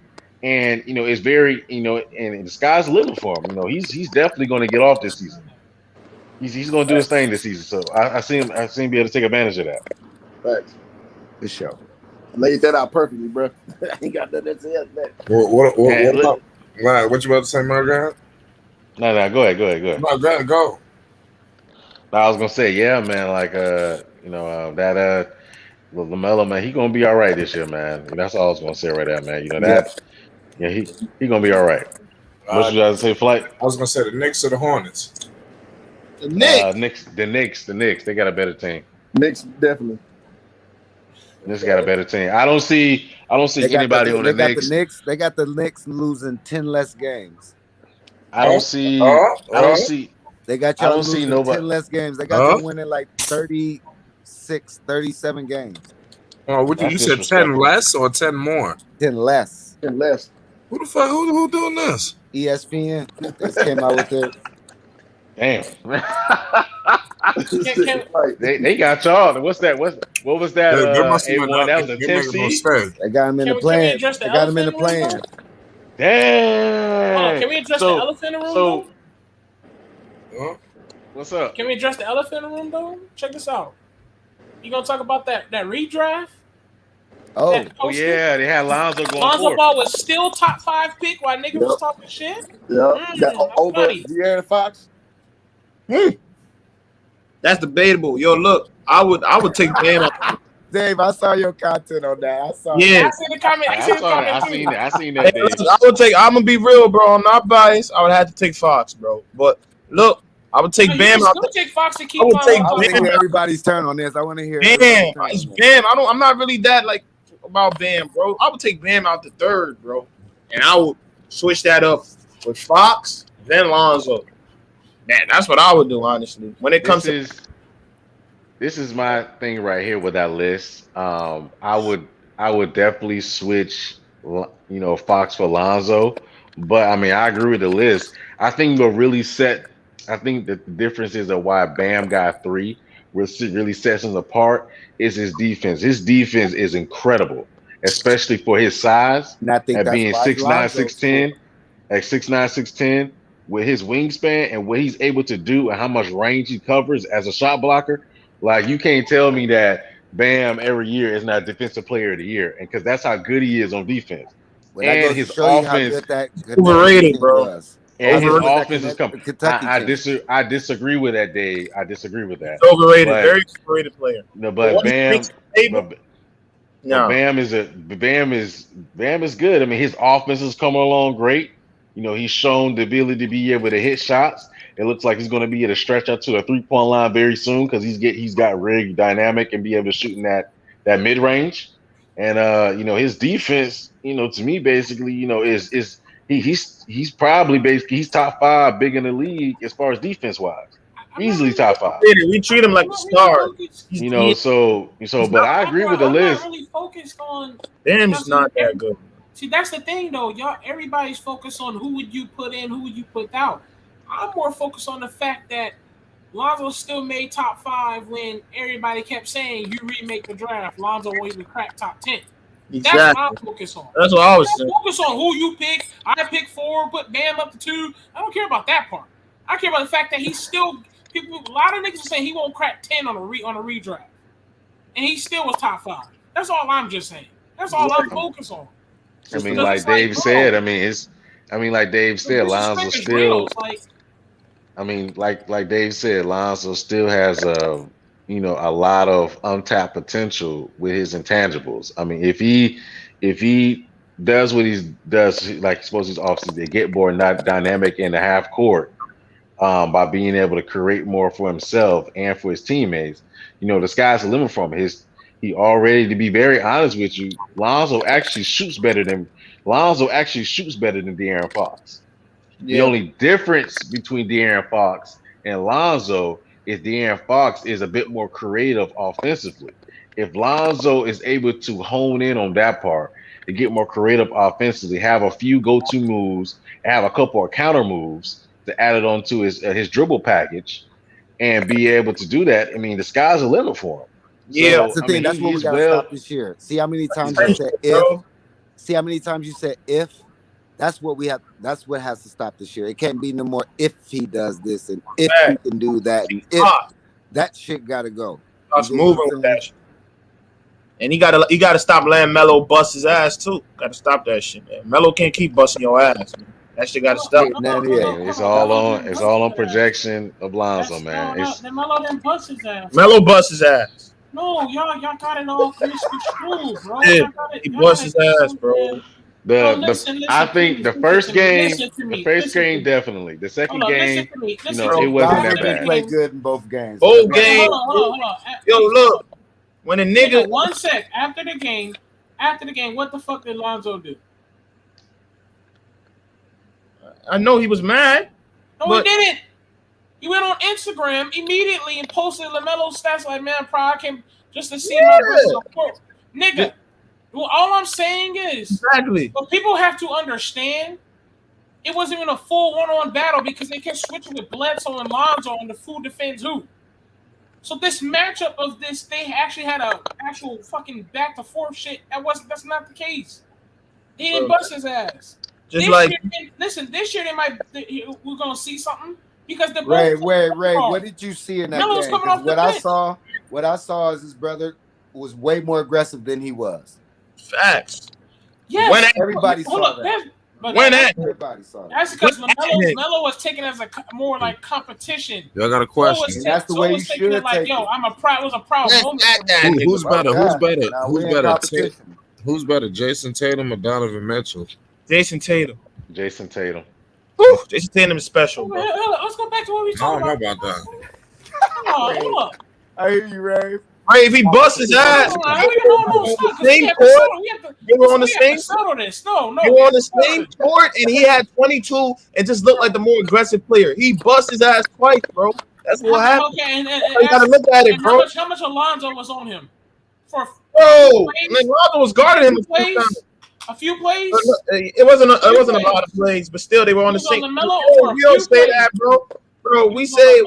This has to stop. How much times was Jalen Rose? How much times was Jalen Rose guarding Kobe? Zoe needs to play better. He needs to play better this year. Come on, bro. Let's just be honest. You know, Zoe does need to play better. Now I can say that schematically, you know, Zoe was, you know, more basically positioned as more of an off guard, not as a point guard, based on their system because how Stefan Gandy set his system set up because Zoe was a shooter. But Zoe, he just got to play better. You know, he got to be a little bit more assertive, especially, you know, in the second game, wasn't a lot of players out. Wasn't like Brandon. I think Zion was out. I don't know if Brandon Ingram played, but I think Zion was out. He has to be a bit more assertive. I'm just being honest. The thing is, man, he was in position. People was asking him to do things that he wasn't in offense supposed to do. You know what I'm saying? Why doesn't he do this? Why? No, that's not his job to do that in offense right there. Well, he should be assertive. He should take over. I understand that. But it's only 10 humans on earth that have that type of attitude and do that, right? That ever do that. So we have to stop. We have to pump our brakes and let the dude play his fucking game. Let's see what his game is. Yeah. Now we finally get to see what it is. Let's pump our brakes and let him play, man. I agree with you. Athletic Melo, but we gotta admit Melo bust his ass, bro. That's the way I look at it, man. He busts his ass. He gotta come in here and not let it happen. That's all I'm saying. Y'all are taking it as like Lonzo was playing competition with that nigga. He was not. But Ray, listen, that's right. Ray, hold on. That sounds like a coochie. Ray, I heard y'all niggas talk. Go ahead, y'all talk. Go ahead. Listen. This is all I'm saying right here. If you're on the basketball court, you're playing to win. That means that is competition. I'll wait for my turn. It's competition. It don't. What you're talking about is off the court stuff. That has nothing to do with the stuff on the court. You know, you're talking about on the court. Yes. Lonzo should have been a lot more assertive in certain possessions of the game. It's all right. You know, it is, you know, and the thing is, it's all right to admit that Lamelo got the best of him. That's what it is. Bust that nigga. Yo, he was killing that nigga. Okay, that's like asking basically Michael Jordan, did you get your ass busted by the Detroit Pistons? He's gonna say yes. Yeah, exactly. Okay, can I talk? Yeah. Thank you. All right. Now, finally, goddamn, let me back it up. I'm talking about on the court. Did you guys watch when Zoe was on the bench with Stan Van Gundy was trying to coach him up? Oh, y'all didn't see that though. He was looking another None direction. of you dudes was paying attention, wasn't you? Bro, at the In end, that very game against Melo, Lonzo had his head down, not trying to listen to the coach. They literally posted it. I think they posted it on. I don't remember where though when they posted it, and people spotted it. Lonzo was not focused on no competition with Melo because he was fed up with that damn team. There is no competition. Melo was the only one looking at it as a competition, high energy. You saw how low energy Lonzo was on because he's done with that team. That's why he really got on that Rave. team. If your little brother was coming into Rave. town to play you, if Yo, your little son, brother was coming into town to play, fuck all that. All that's thrown out the window. It's me against my little bro. I got to teach him for 48 minutes. I'm gonna teach him a lesson. No. Now he's gonna do that because Melo is talking. You know what I'm saying? Talking that shit. What's that place called? Rave. No. They quit. He got on the interview, and they asked fucking Zoe, right? And this is the truth. They asked Zoe, yo, you heard about LaMelo's thing? He's like, what you mean? They asked that nigga. He said, they said, yo, Melo said he better than you. Zoe said, nah, he tripping. And Lonzo looked like he's on that big brother shit. Yes, now we're gonna see Lonzo like, okay, I got to put the nigga in place. Y'all, Rave. you'll see, buddy. Rave. I got Rave. I have two questions for you. Just two questions. One, has LaMelo been talking shit to Lonzo his whole life, right? Yeah, but at that time, you say yeah, right? Two, is not basketball a competition sport, right? Yeah, a little competition. Yeah. All right. Yeah. So it doesn't matter if basically Lonzo is fed up, he don't want to play, etc. He is in that rectangle on the basketball court with his brother. When you step on that court, you are in competition. And LaMelo got the best of him. LaMelo's been talking shit to Lonzo since LaMelo was able to talk. You know, they've been going at each other as big brother, little brother for their whole time of existing of being brothers. Can I ask you a question, Ben? You know, so basically, it doesn't matter if he's fed up with Stephon Gutting, the Pelicans, or whatever. When Zoe stepped in that court, he caught the work. That's what it is. Okay, so I'm asking you a question. All right. What's up? Be 100. Don't go by what you do, and because I'm an older brother too. I know the feeling about always trying to prove my little brother when he feel like he get big up on me. Right? I got all that. I know the feeling, and I know how y'all supposed to go. With basketball analogy, he's supposed to face it head on. I got all that. He's actually supposed to face the heat. Forget all that. All I'm saying is be 100. Did you really look at Lonzo and say, oh, he's really trying to compete against Melo? And when you looked at Melo, you said, oh, man, that nigga Melo trying to compete at Lonzo. And that's the problem, Ray. That's the problem right there. It can't be that no more. I'm saying he was not messing with the Pelicans. Right. He ain't gonna put energy. He ain't gonna put no energy into a team that he ain't fucking with, bro. Rave, this is the position that we're taking right here with Lonzo. We understand your position that Lonzo may have not wanted to basically be with the Pelicans. You know, I think all of us on this panel knew that based off his body language of being there. He didn't really like that. He was only there because he liked the teammate. He doesn't like the organization. He just likes his certain teammates on the team, like B.I. and Zion, because they're good friends. The issue we're kind of show you is that, you know, when you step on the basketball court and you're in competition, whether it's Steph Curry, LaMelo Ball, De'Aaron Fox, Jamal Murray, it's competition time. You got to perform and you got to play. Facts. And Melo, that's the bottom line. Regardless of outside influences, regardless of basically, you know, and this is the thing right here. If you're not mentally prepped to step on a court, if you're hurt, etc., sit on the sideline. Don't step on the court. But when you step on a court, it's time to play. Regardless if you have any influences elsewhere. Regardless if you like the organization. There's many players that didn't like the organizations that they played for. They played. It showed that Michael Jordan didn't like the ownership. He still played. I always go back to this example.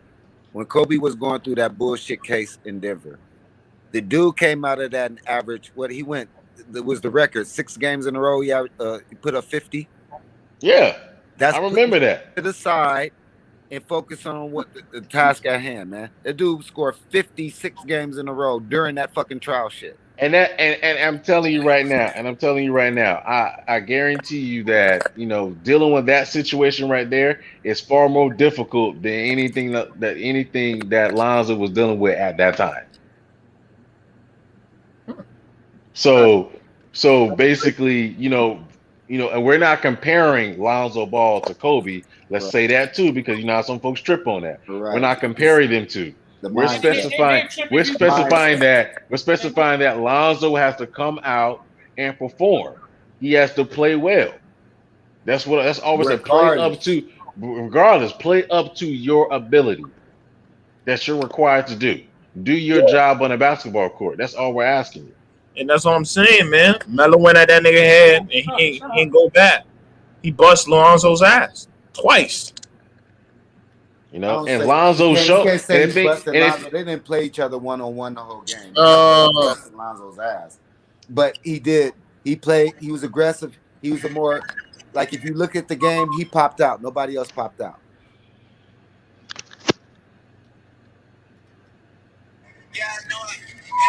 Yeah, I'm making some great points. They say Kobe busted Jalen Rose ass. I mean, that's given. Hey, I'm gonna tell y'all, you will see the different type of energy. The fact that he's playing with the Bulls, a team that he cares, a team that actually fuck with him and let him play point guard. Watch the type of energy he goes out there against LaMelo. There's a different energy you bring to the game if you don't care about the damn team. 100%, Rave. 100%. Rave, we agree with you on Rave. Rave. Hold on real quick. I got it, Athletic. I got it. Okay. I got it. See, Rave, the thing is, Rave, we agree with you that Lonzo is probably going to play a lot better because he's going to be comfortable. Not better, energy. The problem is, Rave, is it shouldn't have to take that for him to want to actually get on the basketball court and perform up to his ability. That's the issue we're having with Lonzo. We shouldn't have to poke Lonzo with a stick. Like, do something. Shoot, you better poke me with a stick. If Lonzo should have the innate ability to get. If I gotta play a whole new role, a team that don't want to pass the ball, you better poke me with a stick. What you mean? Lonzo, Lonzo should have the initiative to want to do things. That's the issue. That's the issue. Lonzo has the ability, his mental makeup, and what he wants to do is sometimes he wants to be passive. That's his issue. Come in that first game, make an example of Kate Cunningham. That's what you got to do the first game. Or Kate Cunningham gonna try. He gonna have to. Of him. Exactly, because Kate Cunningham coming in here trying to prove something. I got Zoe first game. Oh yeah, I can make some money off this dude. That's what he's thinking. Exactly. You see, that's the mindset people coming with. But the thing is, Zoe's thinking. Zoe's thinking like I got to show this young kid what it is about, though. So Zoe's thinking the same thing. See, here's how Lonzo should play. Y'all remember that game when Lonzo was was still with the Lakers and he was playing against Jamal Murray and he pickpocketed that man in the backcourt and then basically laid it up and then looked at him dead in his face like I'm in your behind all night. Pause. That's how Lonzo should play every single night. It took him to do that though? When Jamal Murray took the ball out of his hands at the end of the game. Remember that? Exactly. And then Julius Randle ran up on him. Exactly. Yeah. Exactly. Lonzo should come out like that off the gate. The same way Lonzo was coming at Draymond Green and in the game when he was playing against the Warriors, he dropped 33 on him. I'm not saying Lonzo should come out with score 33 every night, but Lonzo needs to come with that same mentality, that same energy every night. That's to be consistent with it. Zion, it wasn't about Draymond, it was about Zion. Zion, kind of talked some trash to Zoe, and Zoe was like, "Man, I'm gonna show up, man. I promise. That's my word." And he did. You think that's what happened, Dex? Yeah, they had a telephone conversation. That's not what happened, Dex. It is what happened. Called him, right? He had a bag. They played him a back to back. Well, Zion. I said they had a conversation. I didn't say who called who. They had a conversation where Zoe basically said that was my bad. I stunk it up. You follow what I'm saying? And tomorrow or the next game, I'm gonna come out and play Zoe, and he did. He has to come with So that it same had nothing. energy every It had night. yeah. It had nothing to do with Draymond. Draymond was just a part of the hype, but he had already determined that he was gonna play.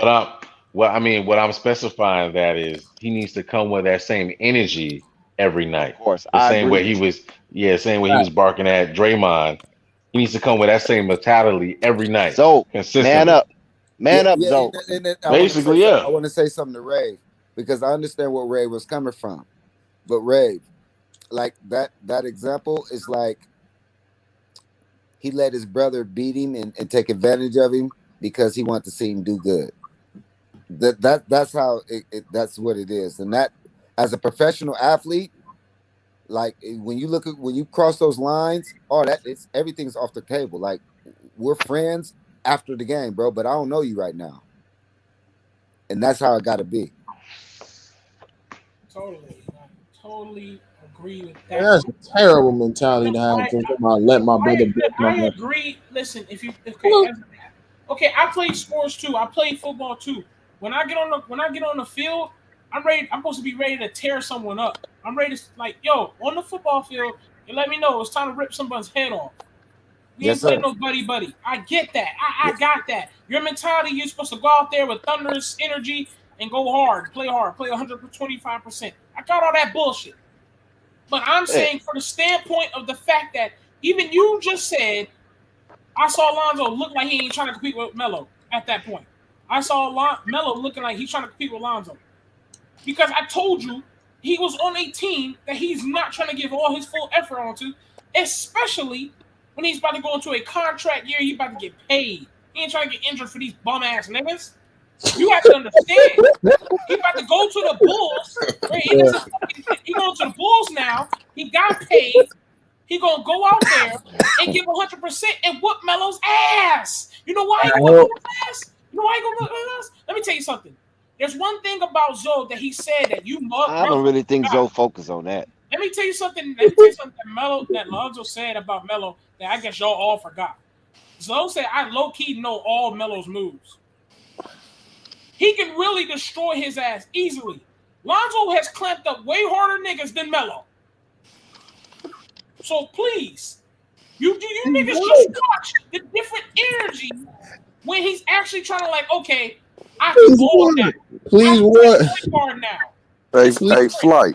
He clamped up all the niggas, but not Melo. But not Melo. I'm waiting to cool. Ray. I'm with you, Ray. Come on, Ray.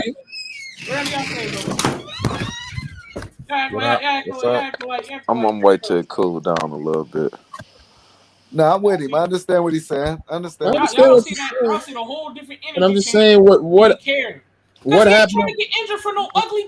Oh my gosh! Come on, but now that's Ray. He's playing wacky. With a swamp. That's wacky, bro. Right, Ray. What we're saying as an individual. What's wacky is y'all don't understand. Ray. What we're saying as an individual, when you cross those lines, as just for yourself. In which he did 95% of this year. That's why he got the bag. So he did do that. You know what I'm saying? He did put shit away and just focus on the task at hand. That's why it was some games Lonzo was like, "Fuck y'all, I'm shooting," and I saw that. You know, yeah. He should have had that mentality when he went against Lamelo. He said, "I'm shooting." This shit funny. That. Don't want to play because but Ray, man. At the end of the day, the game happened. Lamelo came on top, bro. So you know how it goes, man. Feel me? Lamelo got the best of him, and Lamelo looked like the man on the court that day. He looked like the best player on the court. I mean, no. The second game was on Terry Rozier, but he was a dog on the court that day, man. That's all I'm saying, bro. M4 was good. He said, "Pin this." Oh, what I was saying was, what up, though? What up, though, everybody? What's up? Same shit. I seen your title. What was your title to this stream again? It says LaMelo Ball is not on Luka Doncic'S level yet. And see, that's what I want to speak on. Like, I know how much respect you got for the Ball brothers, and it's like you still keep the shit real though. A lot of people can't do that. They can't separate real life from their emotions, and I just want to All give right, you yeah. big Thank ups you. on Some doing dudes that. act like LaMelo is the I want to greatest give you nigga big right ups now. on Hey, I doing that. like. Thank you. Hey, you need to Yeah. repeat that again. You need to Yeah, Fact. repeat look that. up. Say it again. Facts. The niggas criticizing Zoe for what was it for again, bro? For not being in 5v5 pro-ams is what I'm starting to hear. This shit crazy, man. But keep Oh, I going. saw your video, Go ahead, say Dave. it again, because Dave, Dave's I a saw that quality video. guy. You got good numbers on that too. Yeah, I saw that. Yeah. Yeah. I was watching that video. That was a good video. Congratulations, man. Dave I Dave just kind I of went just off a little bit. I just wanted to come on here just to tell you that because when I said And it, I was like, SMG. Yeah. Yeah. SMG got big numbers usually on his too. usually when you see people, whoever they like, they just blindly talk crazy about that person. I don't give a damn how many facts is out there. They don't want to hear no facts.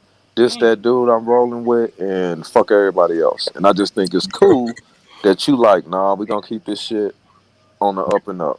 Well, yeah, not yet. Luke, and like I said, not Lamelo was just a rookie. So you gotta at least get a man some time. It's not like At least 2 years, shit. Yeah. According to some people, they already done created a shrine for LaMelo. But y'all know, Yeah. Now he's y'all only know, 35 games in. We can't we have to be like NBA scouts wouldn't They say done created an altar for that's the not kid. that's a nice sample size, but we need more than 35 games. But and that's and y'all got to remember, man, we do that a lot over here in America, man. We eat our young. You know what I mean? yeah.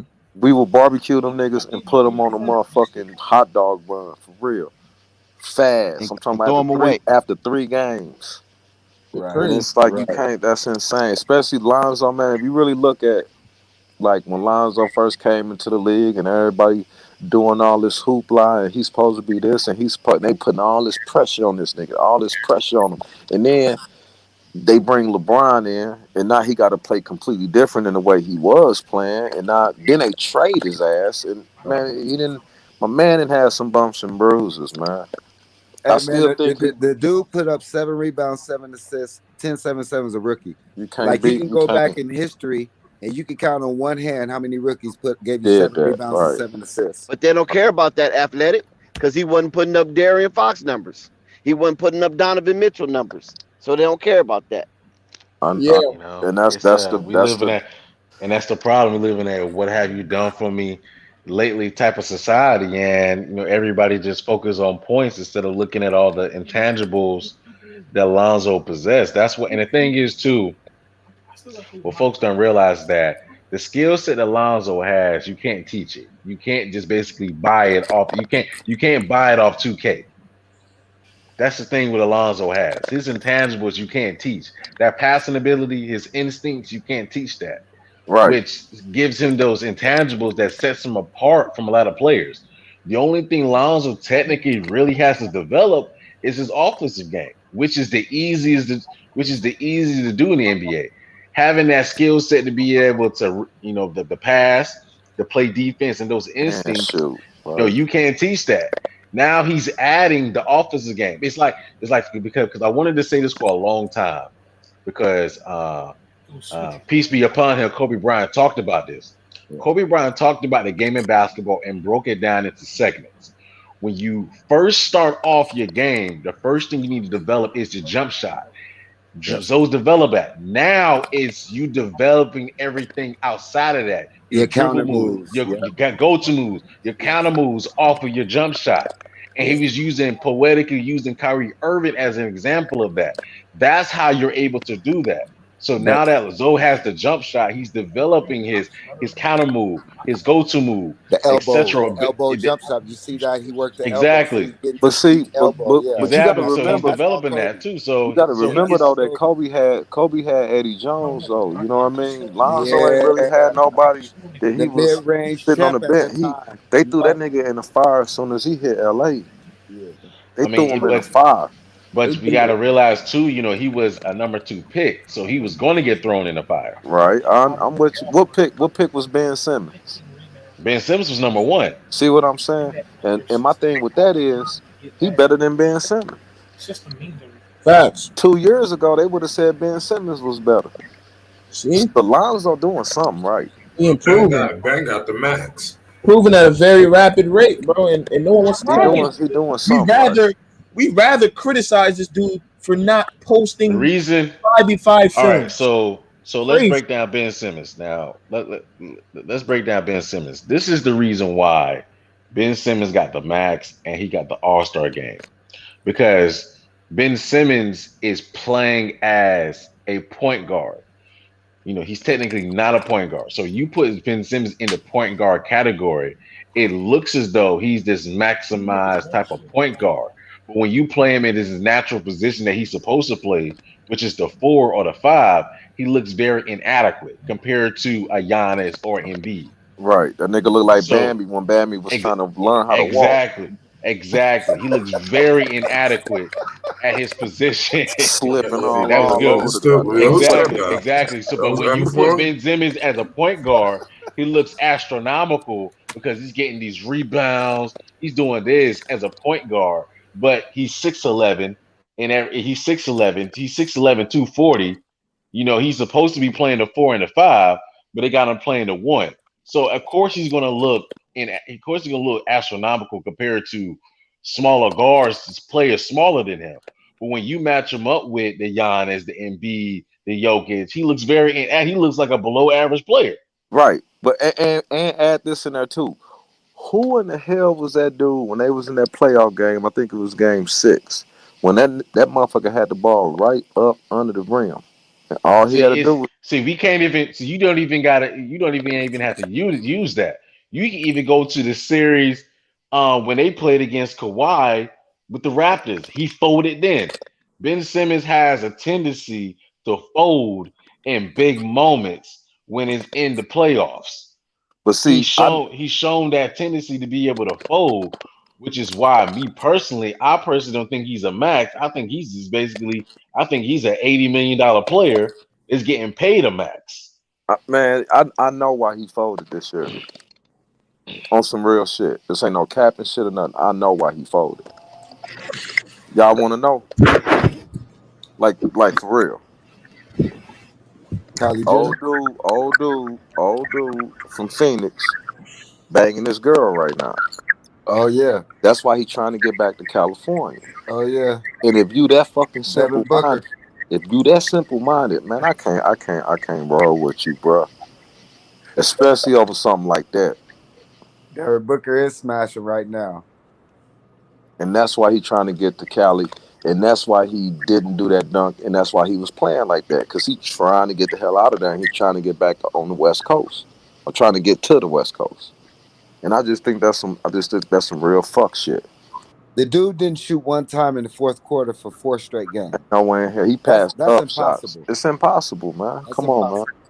When he passed up that dunk, that's when I knew it's something ain't right. Something ain't right, man. Come on, man. One thing, if you how tall is he? 6 what? 6'10".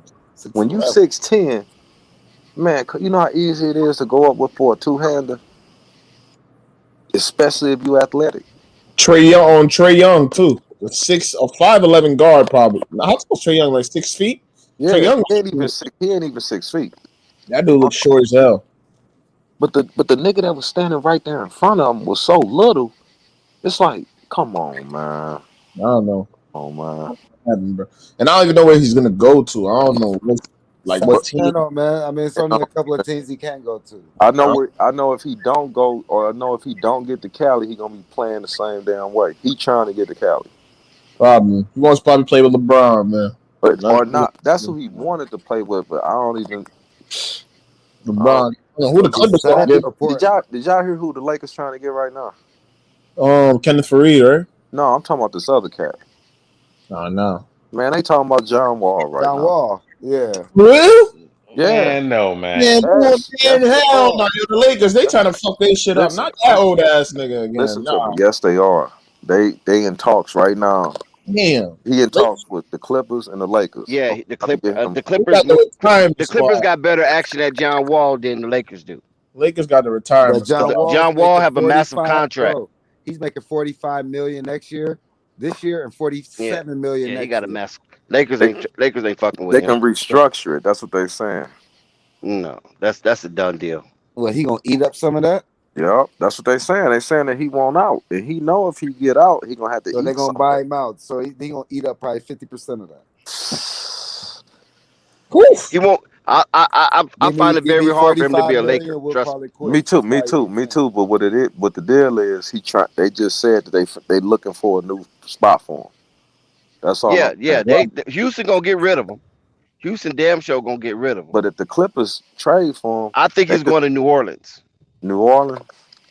That's where I think he's going. He's going to go down there and help Bi and Zion and Valanciunas. That Now, was, hoop jargon was basically saying, he's So you're washed. gonna have to It's give not up much he's going to do. Now gonna have to But be in that deal.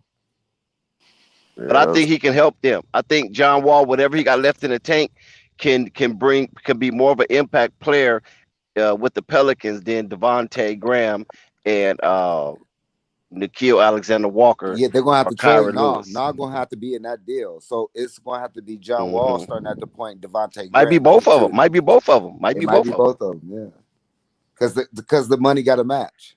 Yeah. Yeah, and I just want to throw that they out can there. slide. They can slide Kira in because that's who they want to put in there, but he's just not really ready. So they can trade both of them two and get John Wall and slide Kira right in there, and it should be all right because Kira's not a ball hog. You know what? He ain't looking to shoot like that. You know what team got me nervous? I mean, it's only one team where I'm like, man, god damn. One team. Who's that? Chicago. What, East Coast or West Coast? Chicago. Chicago got a lot of people nervous. They're X factor for sure. Why they got you nervous? You said that. You said that like, damn. I'm for real, bro. Like, look, when you got a facilitator like Zoe, and you got a mid-range shooter like DeFrozen, and you got I had to get that jab in. And you got that 3-point threat like Zach LaVine. And you got Valanciunas down on the man. That's a lot to deal with, bro. And then they ain't even mentioning the bench. That's just the people that's on the floor. Right. What team are you talking about? Huh? What team are you talking about? Chicago. Oh, not Valanciunas. You mean Vucevic? Vucevic. One of them weird ass names. Valanciunas. It start with a V. But it's just they got a lot. They sitting pretty right now, bro. And they gonna catch if motherfuckers ain't really on their game. Chicago gonna catch a lot of people with they pants down. Yeah, that's what. Hey, I turned into a Chicago fan this year, man. I already got them as one of my favorites on my NBA. What you call it, league pass. Lakers is my. I'm just. I got three: Lakers, Chicago, and Hornets. Yeah, I believe those are the three teams I'm paying for. Right. And I don't care. Every man who, if you was born in the '80s or earlier, and if Jello go to the Kings, then I'm gonna put the Kings on there. Chicago Bull fan during those when Jordan came into the league, because I bought all the Fly With Me, all his workout tapes. I bought everything. Is that right? I was in Chicago, but I was a Laker fan. My mom, shit. Magic Johnson, Kareem. My mom she brung us into the Laker life. Right. Yeah, the Laker fold. Yep. Mm-hmm. And that damn Laker team, dude. I know motherfuckers saying they all and shit. Mellow. But on some real shit, most teams, they ain't gonna be able to run with that first 15, 20 minutes gonna be a mark. Pierre. Shout out to Pierre with the Run TMC, boy. He broke it down the last time he was on Flight Sports TV. He talked about that Run TMC. And I think the Lakers is always gonna have a couple of OGs on the floor with some youngsters. Floyd. A couple of OGs on the floor with some youngsters. That's how they're gonna do it. Well, and what lineup like really scared me the most is THT, Westbrook, Carmelo Anthony, LeBron, and AD. That lineup right there, bro, it's gonna get real fucking serious. But 82 games though, M4. You see, it might start off good for the first 20 games, but no, then I'm talking playoffs. I ain't talking about like regular season. I'm talking about they gotta hold up. That's what I'm saying. They gotta hold up. and that's where the Kendrick Nuns and the Monks and the Ellington. That's where all them gonna come in at during the regular season. But And once that's that it. playoffs start and it's a half court game, it's gonna get real ugly, man. And that's why it's going to be easy to defend the Lakers because you shut down their bench and you make those old dudes last for 4 quarters.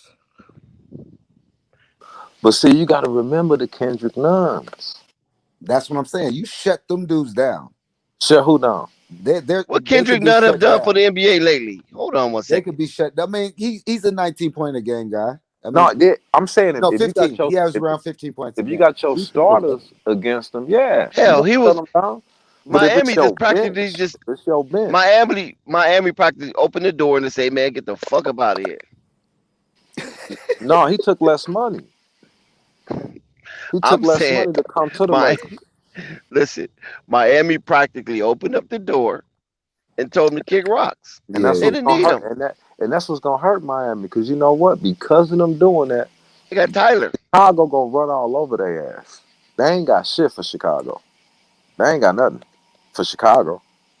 Well, right now the thing is, everybody's they got some crowning pit bulls Chicago. over there, man. They got some pit bulls over there. You got Jimmy Smith. You got Tucker. You got that's 2. Abayo. You that's got 3. Tyler Hero. You got man, that come other on, man. shot, bro. Come You got on, a man. dude that shot damn near 50%. You talking about Duncan? Yeah.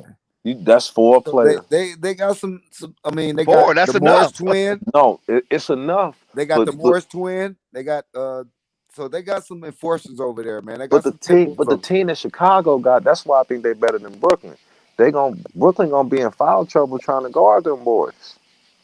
It's gonna be a track meet. You're gonna be in foul. I It's a lot of foul trouble. Gonna be a track meet. And they play defense. Chicago go. That's a defensive team. We got Pierre in the building. What's going on, Flight? What's good? What's good? How you doing? What's good, man, Pierre? chilling, man. I'm chilling. What you got for us, Pierre? Don't forget that he also got Kyle Lowry. Who? Kyle yeah, that's a dog. He's Man, definitely a dog. Bro, if I was somewhere in your area, I'd throw a hand grenade at you. I ain't trying to have I'm blowing all that up, man. You're throwing water balloons at me, man. A 10-yard radius. Oh, that's gone. I like that one. That was a good one. I'm gonna have to use that. I'm trying to hear about no Kyle Lowry, dog. I'm with you. I don't have the. I didn't have the Heat's. I didn't have the Heat making it initially until I realized. Well, they do have Kyle Lowry, but I'm still on the fence about him. I don't know. Man, they might not even make the playoffs, bro. That's what I'm saying. I don't think that they'll make it. I mean, the East is pretty deep right now, man. So and it's really hard to tell. Like you guys talking about Eric Spoelstra. You talking about? Come on, man. We talking about who? Y'all tripping. Come on, they're gonna make the playoffs. How? The Miami Heat. I don't know, man. I don't know. Last year, you gotta think about all. Man, listen to me. I'm pretty sure that Lamelo gonna make the playoffs this year, and I'm pretty sure Chicago gonna make the Jimmy playoffs. was hurt basically all last year, and they still made. Don't forget Indiana. That's Indiana gonna be at full right strength. there too. It's just somebody gonna fall out. Somebody gotta go.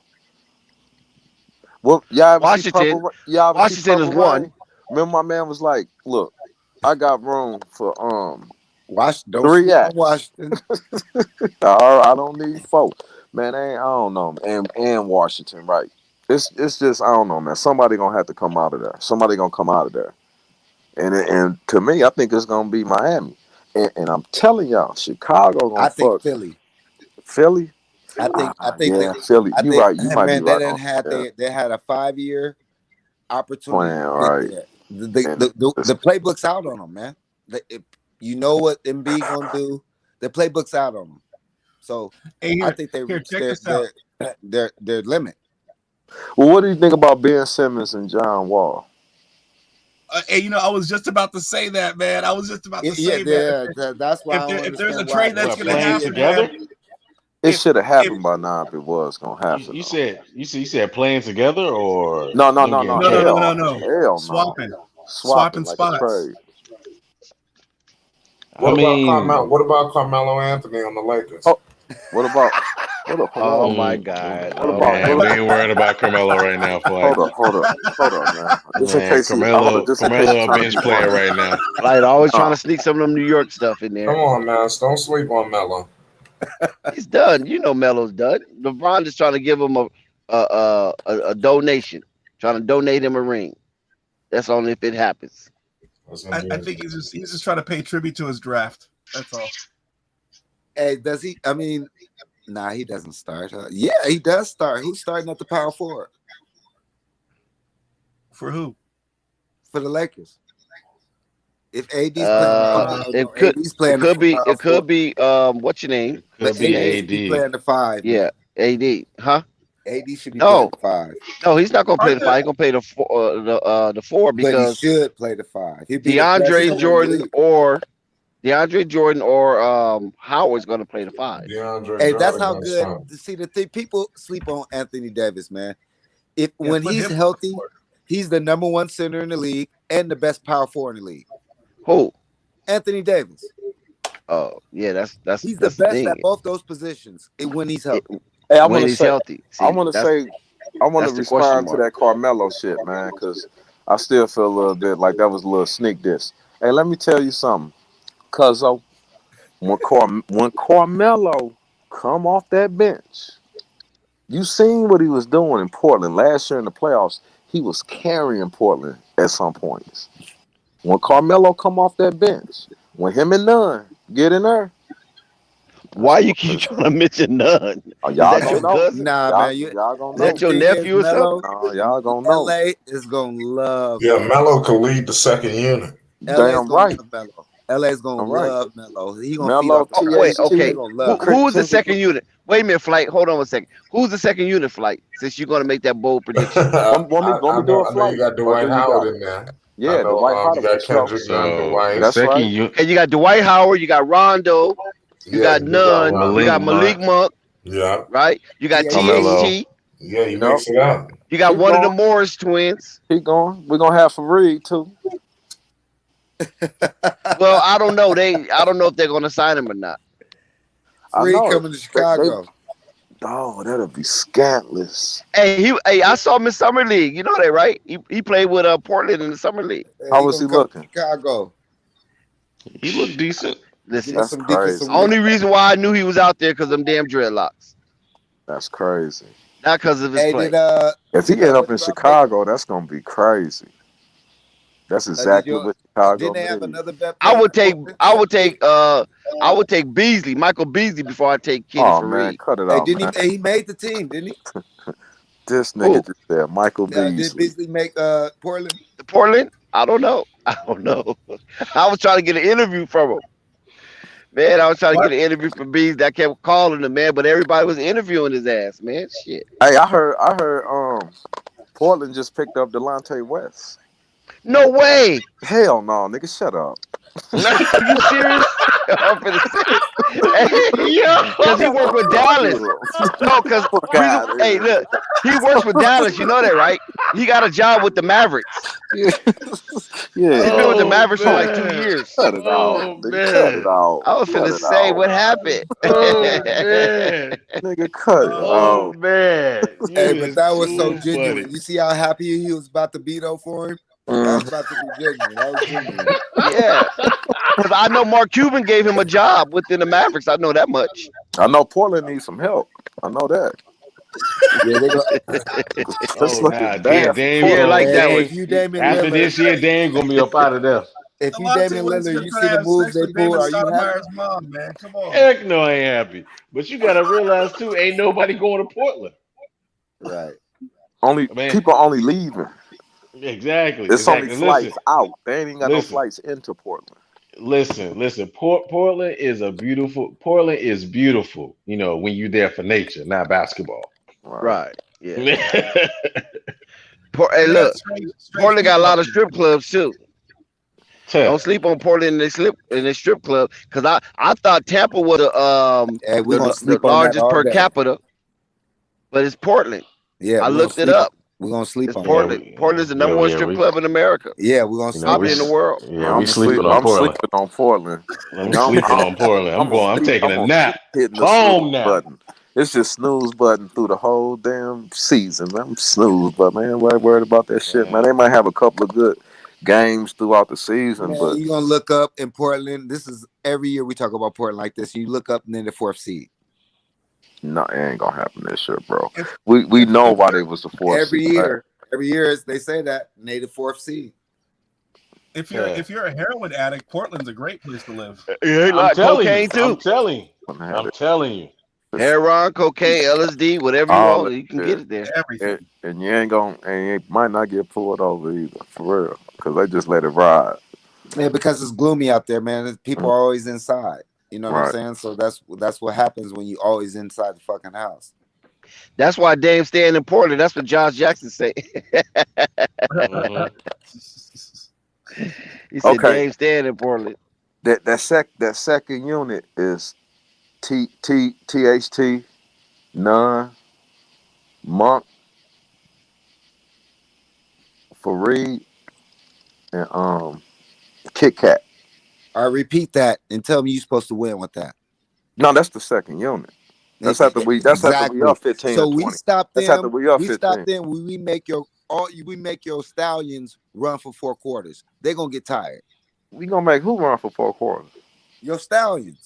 How? We're gonna stop that second unit. We're gonna shut them dudes down. Listen to me.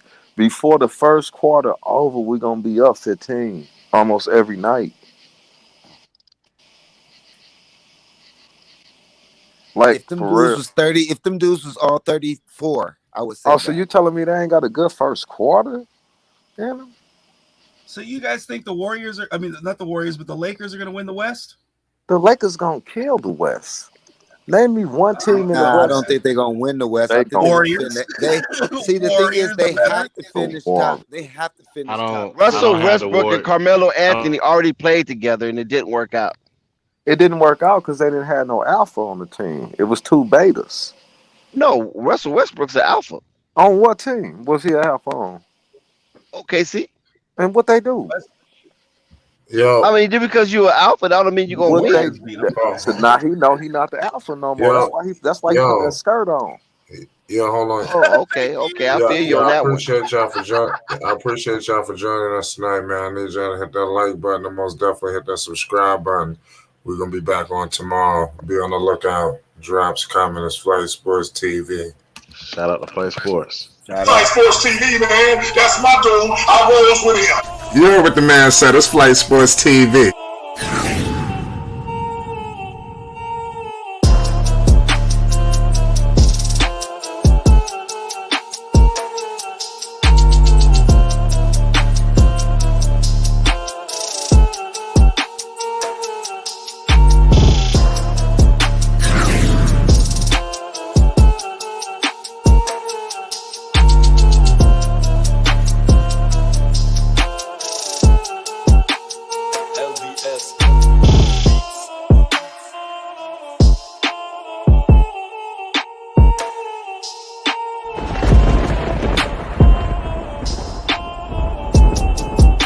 Like I said, Flight Sports TV, that's where it's at.